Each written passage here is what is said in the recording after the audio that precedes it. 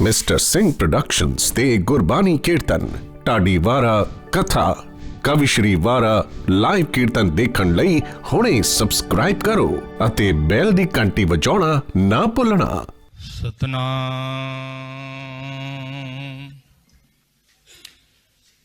श्री वाहेगुरु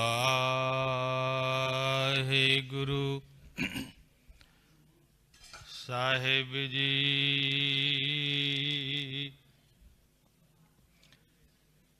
ज्ञान ध्यान किछ कर्म न जाना, सार न जाना तेरी।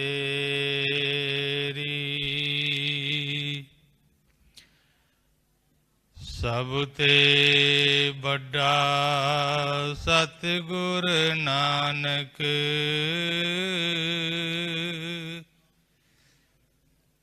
जिन कल राखी मेरी। सो कहो टल गुर सेविया, अहनस सहज सुभाए।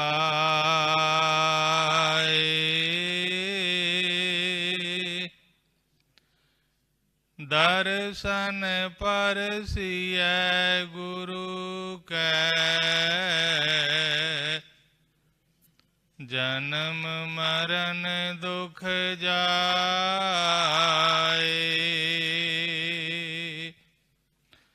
दर्शन परसिय गुरु कै, जन्म मरण दुख जाए।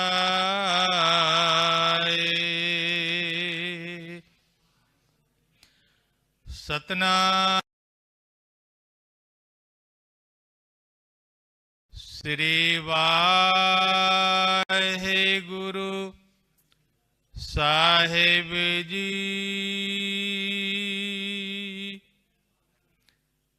मलार महला तीजा,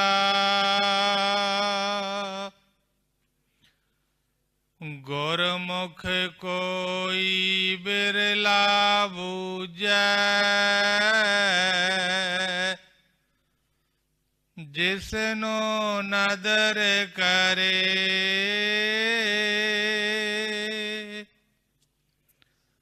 गुर बिन दाता कोई नहीं। बख्शे नदर करे,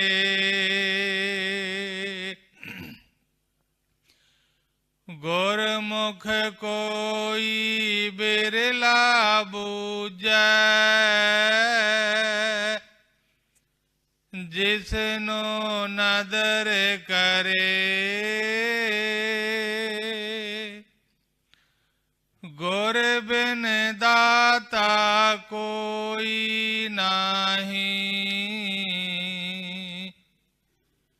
बख्शे नदर करे, गुर मिलिए शांत उपजै। अन दिन नाम लए,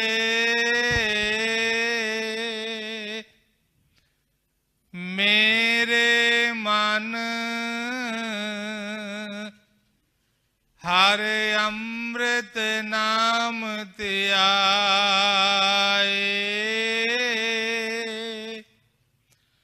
सतगुर पुरख मिलै नाउ पाइयै। हर नामे सदा समाए।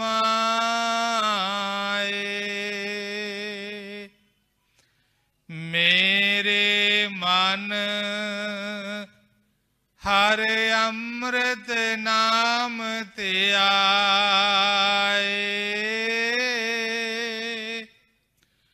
सतगुर पुरख मिलै नाउ पाइयै।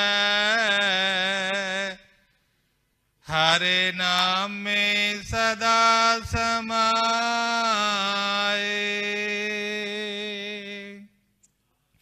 वाहिगुरु जी का खालसा, वाहिगुरु जी की फतेह। सतनाम श्री वाहिगुरु साहिब जी। सिख मत सब बुद्ध तुम्हारी, मंदिर शावा तेरे। तुझ बिन अवर ना जाना मेरे साहिबा, गुण गावा नित तेरे। तुमरी गात मेत तुम ही जानी, नानक दास सदा कुर्बानी। नाहं जति सती नहीं पढ़िया, मूरख मुग्धा जन्म पहया। प्रणवत नानक तिन की शरणम, जिन तू नाही विसरिया। प्रणवत नानक तिन की शरणा, जिन तू नाही विसरिया। कृपालु दयालु सर्व कला समर्थ, बख्शिशां मेहरां मेहरामतां दे सागर, चवर छतर तख्त दे मालक, गरीब नवाज शहनशाह पातशाह धन श्री गुरु ग्रंथ साहिब जी हजूर दातार पातशाह जी दी पावन गोद अंदर, बाजां वाले चोजी प्रीतम सरबंस दानी गरीब नवाज हजूर सतगुरु श्री गुरु गोबिंद सिंह साहिब महाराज जी दे इन्हां पावन पवित्र महान प्रगट अस्थान तख्त श्री हरमंदर जी श्री पटना साहिब दी पावन इलाही सरजमीं ते मालक जी दी पावन गोद अंदर सज बैठे गुरु सवारे खालसा जीओ। आओ साहिब जी ने तरस कीता, ये वडभागी ये सुलखनी घड़ी बख्शिश कीती है। तुरकी बाणी दे इलाही बाणी दे कीर्तन सरवण होए ने। आओ साहिब पातशाह जी दी इलाही बाणी दी जो लड़ीवार विचार हजूर तरस करके बख्शिश करते हैं। गरीब नवाज पातशाह जी की असीस लैंदिया अरदास करो मालक जी, सानू सबना कहन सुनन वालियां नू मन बिरतियां सुरत इंद्रियां दी इकाग्रता बख्शो। प्रेम भावना प्रीत प्रतीत दी दात दियो, कुछ कहन सुनन दा बल बख्शिश करो। आओ संसार भर विच जिथे भी कोई शरीर बैठा है, सहब पातशाह दे चरनां दी हाजरी भर रहा है, गुरफतेह दी सांझ करो और आखो जी वाहिगुरु जी का खालसा, वाहिगुरु जी की फतेह। हजूर पातशाह ने अमृत वेले पावन मुख वाक बख्शिश कीते, जो तख्त साहिब जी की मर्यादा है कि हजूर दे मुख वाक साहिब जी की पहला विचार होवेगी। उस उपरांत फिर लड़ीवार जो गुरु के शब्द प्राप्त हैं दरगाहों, उस पावन शब्द की विचार प्रारंभ होंदी है। अमृत वेले हजूर पातशाह उस पावन सिंघासन उत्ते सुभायमान होए जो पावन पंगूड़ा साहिब मंजी साहिब है, जिस दे दर्शन कथा समाप्ति उपरांत हजूर दे शस्त्र दर्शनां दे प्रथम करवाए जाते ने।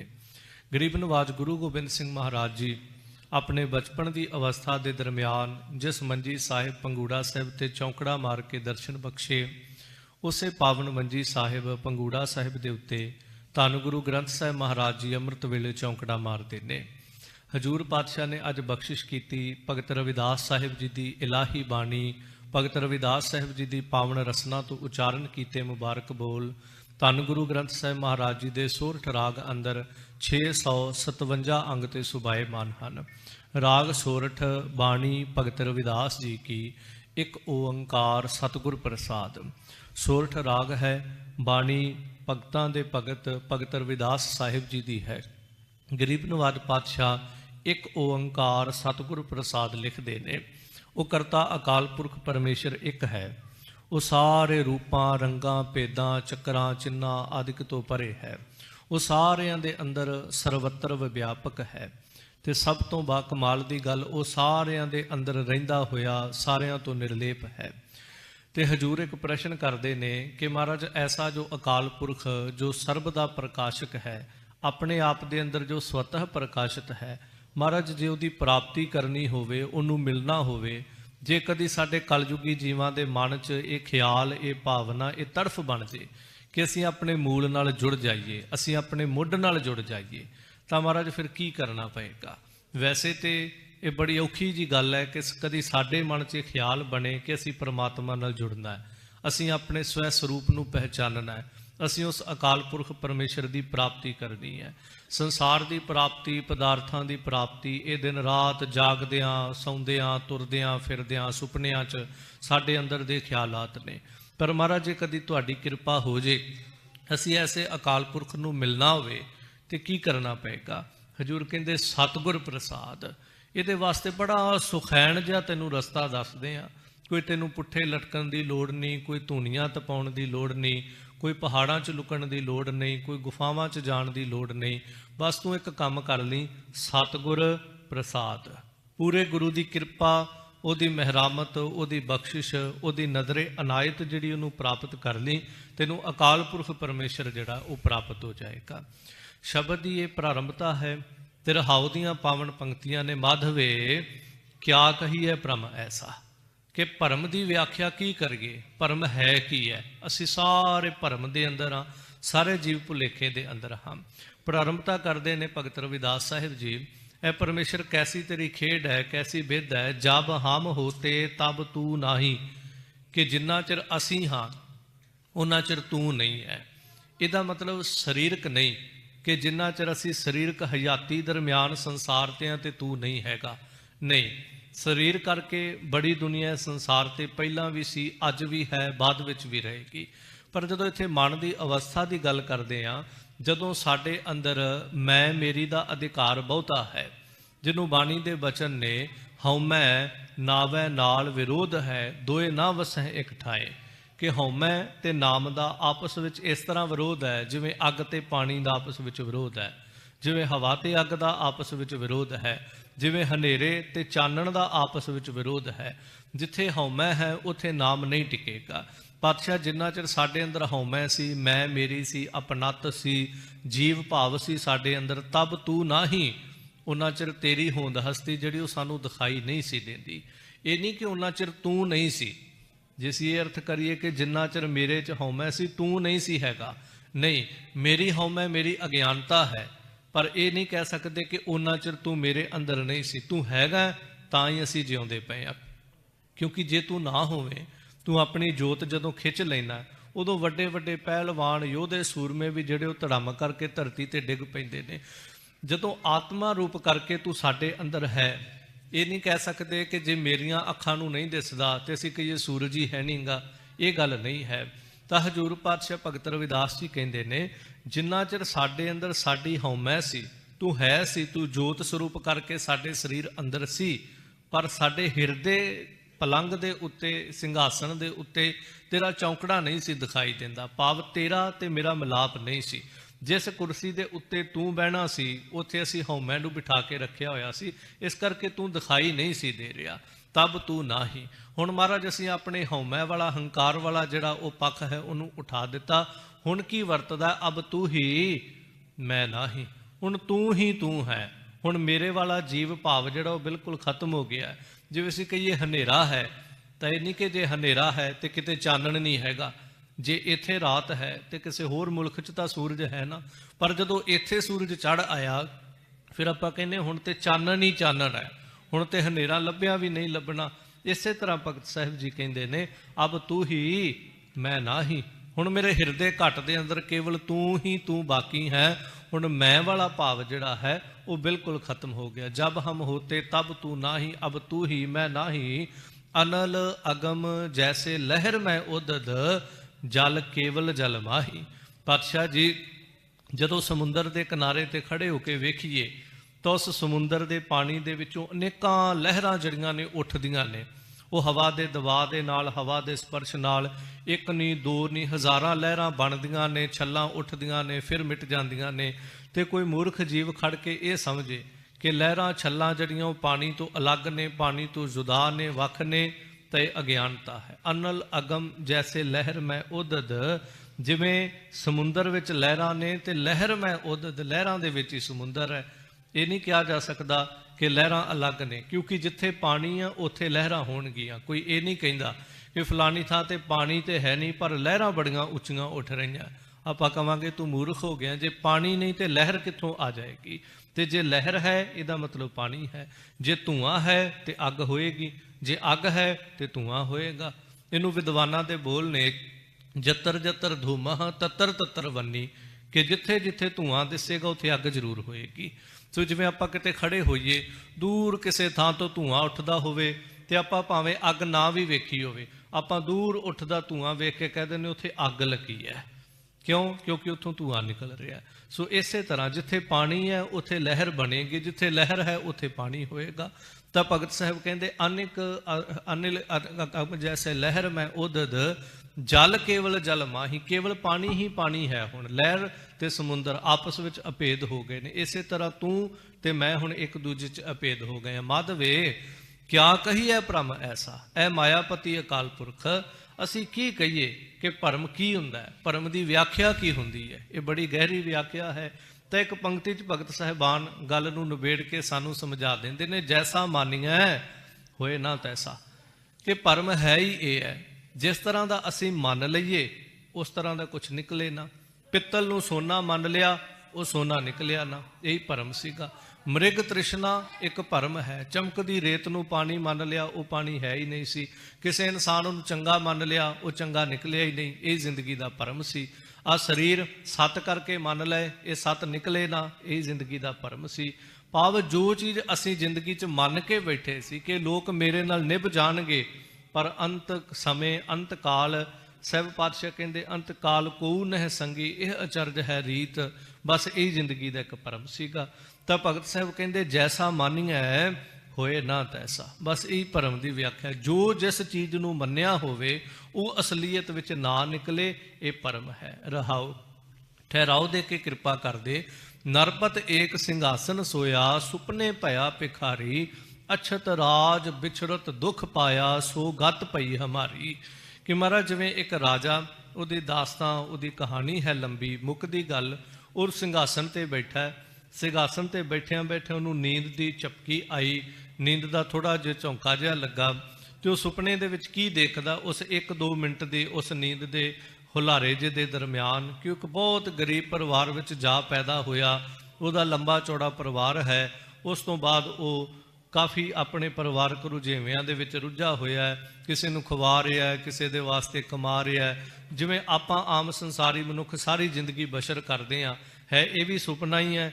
ਕੋਈ 50 ਸਾਲ ਦਾ ਲੈਂਦਾ, ਕੋਈ 40 ਸਾਲ ਦਾ, ਕੋਈ 70 ਸਾਲ ਦਾ ਸੁਪਨਾ ਲੈਂਦਾ। ਕਹਾਣੀ ਦਾਸਤਾਨ ਸਿਰਫ ਇਹੀ ਹੈ, ਅਸੀਂ ਪ੍ਰਤੱਖ ਅੱਖਾਂ ਨਾਲ ਦੇਖਦੇ ਹਾਂ, ਉਹਨੇ ਅੱਖਾਂ ਬੰਦ ਕਰਕੇ ਦੇਖ ਲਈ। ਉਹ ਸਿੰਘਾਸਨ ਤੇ ਸੁੱਤਾ ਸੁੱਤਾ ਆਖਰ ਪਰਿਵਾਰ ਦੀ ਗਰੀਬੀ ਤੋਂ ਅਗਾਂਹ ਵੱਧਦਾ ਹੈ, ਭਿਖਾਰੀ ਬਣ ਜਾਂਦਾ ਹੈ। ਭਿਖਾਰੀ ਬਣਦਿਆਂ ਜਦੋਂ ਮੰਗਦਾ ਹੈ, ਉਹਨੂੰ ਕੋਈ ਝਿੜਕ ਮਾਰਦਾ, ਕੋਈ ਧੱਕਾ ਮਾਰਦਾ, ਵੱਖ ਵੱਖੇ ਦੀਆਂ ਗਾਥਾਂ ਨੇ। ਉਹਦੀ ਇੱਕਦਮ ਅੱਖ ਖੁੱਲ੍ਹਦੀ ਹੈ। ਜਦੋਂ ਅੱਖ ਖੁੱਲ੍ਹਦੀ ਤੇ ਉਹ ਦੇਖਦਾ, ਮੈਂ ਤਾਂ ਜੇ ਸੋਨੇ ਦੇ ਸਿੰਘਾਸਨ ਤੇ ਬੈਠਾ, ਉੱਥੇ ਦਾ ਉੱਥੇ ਹੀ ਬੈਠਾ ਆ। ਬਸ ਇਹੀ ਇੱਕ ਜ਼ਿੰਦਗੀ ਦਾ ਭਰਮ ਭੁਲੇਖਾ ਹੈ। ਇਹੀ ਜ਼ਿੰਦਗੀ ਇੱਕ ਸੁਪਨੇ ਦਰਮਿਆਨ ਜਿਉਂਦੀ ਪਈ ਹੈ ਕਿ ਹੈ ਅਸੀਂ ਸਾਰੇ ਹੀ ਰਾਜੇ ਹਾਂ, ਇਹਦੇ 'ਚ ਕੋਈ ਸ਼ੱਕ ਨਹੀਂ। ਜੇ ਅਸੀਂ ਕਹਿੰਦੇ ਅਸੀਂ ਪਰਮਾਤਮਾ ਦੀ ਅੰਸ਼ ਹਾਂ, ਤੇ ਪਰਮਾਤਮਾ ਨੂੰ ਇਹ ਵੀ ਤਾਂ ਕਹਿੰਦੇ ਆ ਨਾ ਕਿ ਉਹ ਸਾਰੀ ਸ੍ਰਿਸ਼ਟੀ ਦਾ ਰਾਜਾ ਹੈ। ਤੇ ਜੇ ਉਹ ਰਾਜਾ ਹੈ ਤੇ ਫਿਰ ਅਸੀਂ ਰਾਜਕੁਮਾਰ ਤੇ ਰਾਜਕੁਮਾਰੀਆਂ ਨਾ ਹੋ ਗਏ। ਪਰ ਇਹ ਹੈ ਕਿ ਅਸੀਂ ਇੱਕ ਐਸੀ ਅਗਿਆਨਤਾ ਦੀ ਨੀਂਦ ਸੁੱਤੇ ਹਾਂ ਕਿ ਸਾਨੂੰ ਅਸਲ ਵਿੱਚ ਭਿਖਾਰੀਪੁਣਾ ਜਿਹੜਾ ਉਹ ਪ੍ਰਤੀਤ ਹੋ ਰਿਹਾ। ਤਾਂ ਭਗਤ ਰਵਿਦਾਸ ਸਾਹਿਬ ਜੀ ਕਹਿੰਦੇ ਨੇ, ਨਰਪਤ ਏਕ ਸਿੰਘਾਸਨ ਸੋਇਆ, ਸੁਪਨੇ ਭਇਆ ਭਿਖਾਰੀ। ਸੁਪਨੇ ਵਿੱਚ ਭਿਖਾਰੀ ਹੋ ਗਿਆ। ਅਛਤ ਰਾਜ ਵਿਛੜਤ ਦੁੱਖ ਪਾਇਆ, ਸੋ ਗਤ ਭਈ ਹਮਾਰੀ। ਜਿਹੜਾ ਰਾਜ ਉਹਦੇ ਕੋਲ ਸੀ, ਉਸ ਰਾਜ ਦੇ ਹੁੰਦਿਆਂ ਸੁੰਦਿਆਂ, ਸੋਨੇ ਦੇ ਸਿੰਘਾਸਨ ਤੇ ਬੈਠਿਆਂ ਵੀ ਦੁੱਖ ਪ੍ਰਾਪਤ ਕਰਦਾ ਪਿਆ। ਮਹਾਰਾਜ ਸੋ ਗਤ ਭਈ ਹਮਾਰੀ, ਸਾਡੀ ਵੀ ਇਹੀ ਦਸ਼ਾ ਹੈ, ਸਾਡੇ ਵੀ ਇਹੀ ਹਾਲਤ ਹਨ। ਫਿਰ ਅੱਗੇ ਇੱਕ ਉਦਾਹਰਨ ਦਿੰਦੇ, ਰਾਜ ਭੁਯੰਗ ਪ੍ਰਸੰਗ ਜੈਸੇ ਹੈ, ਅਬ ਕਛ ਮਰਮ ਜਨਾਇਆ, ਅਨਿਕ ਕਟਕ ਜੈਸੇ ਭੂਲ ਪਰੇ, ਅਬ ਕਹਿਤੇ ਕਹਿਣ ਨਾ ਆਇਆ। ਕਿ ਜਿਸ ਤਰ੍ਹਾਂ ਹਨੇਰੇ ਵਿੱਚ ਪਈ ਹੋਈ ਰਾਜ ਰੱਸੀ ਜਿਹੜੀ ਹੈ, ਉਹਦੇ ਵਿੱਚ ਭੁਯੰਗ ਭਾਵ ਕਿ ਸੱਪ ਦਾ ਭੁਲੇਖਾ ਪੈਂਦਾ। ਥੋੜ੍ਹਾ ਜਿਹਾ ਚਾਨਣਾ ਜਿਹਾ ਹੋਵੇ, ਬਹੁਤਾ ਹਨੇਰਾ ਹੋਵੇ, ਥੋੜ੍ਹੀ ਥੋੜ੍ਹੀ ਚਾਨਣੇ ਦੀ ਭਾਅ ਪੈਂਦੀ ਹੋਵੇ ਤਾਂ ਰੱਸੀ ਸੱਪ ਦਾ ਭੁਲੇਖਾ ਦੇ ਜਾਂਦੀ ਹੈ।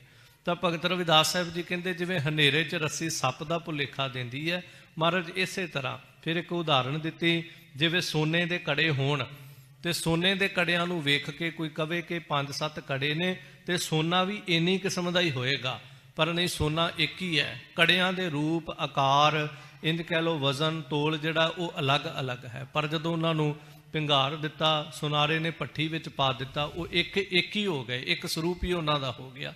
ਇਸੇ ਤਰ੍ਹਾਂ ਅਸੀਂ ਜੀਵ, ਤੂੰ ਪ੍ਰਮਾਤਮਾ, ਅਸੀਂ ਇੱਕ ਸਰੂਪ ਹੀ ਆ, ਪਰ ਅਗਿਆਨਤਾ ਕਰਕੇ ਅਸੀਂ ਤੇਰੇ ਤੋਂ ਵੱਖ ਹਾਂ। ਜਿਵੇਂ ਰੱਸੀ ਜਿਹੜੀ ਹੈ ਉਹ ਹਨੇਰੇ ਕਰਕੇ ਸੱਪ ਦਾ ਭੁਲੇਖਾ ਪਾਉਂਦੀ ਹੈ। ਅਖੀਰ ਭਗਤ ਸਾਹਿਬ ਜੀ ਕਹਿੰਦੇ ਸਰਬੇ ਏਕ ਅਨੇਕਾ ਸੁਆਮੀ, ਸਭ ਘਟ ਭੁਗਵੈ ਸੋਈ, ਕਹਿ ਰਵਿਦਾਸ ਹਾਥ ਪੈ ਨੇਰੈ, ਸਹਜੇ ਹੋਏ ਸੋ ਹੋਈ। ਕਿ ਇਹ ਅਕਾਲ ਪੁਰਖ ਪਰਮੇਸ਼ਰ ਤੂੰ ਸਾਰਿਆਂ ਦੇ ਅੰਦਰ ਸਰਬੇ ਏਕ ਅਨੇਕਾ ਸੁਆਮੀ, ਤੂੰ ਇੱਕ ਹੈ ਪਰ ਅਨੇਕਾਂ ਰੂਪਾਂ ਦੇ ਅੰਦਰ ਆ ਜਿਤਨੇ ਸੰਸਾਰ ਦੇ ਜੀਵ, ਮਨੁੱਖ, ਜੋ ਕੁਝ ਵੀ ਦਿਖਾਈ ਦੇ ਰਿਹਾ, ਇਹਨਾਂ ਸਾਰਿਆਂ ਦੇ ਅੰਦਰ ਸਭ ਘਟ ਭੁਗਵੈ ਸੋਈ। ਇਹ ਪਰਮਾਤਮਾ ਤੂੰ ਸਾਰਿਆਂ ਦੇ ਅੰਦਰ ਕਰਤਾ ਭੋਗਤਾ ਹੋ ਕਰਕੇ ਬੈਠਾ। ਬਸ ਇਹੀ ਇੱਕ ਅਸਲ ਸੱਚਾਈ ਹੈ।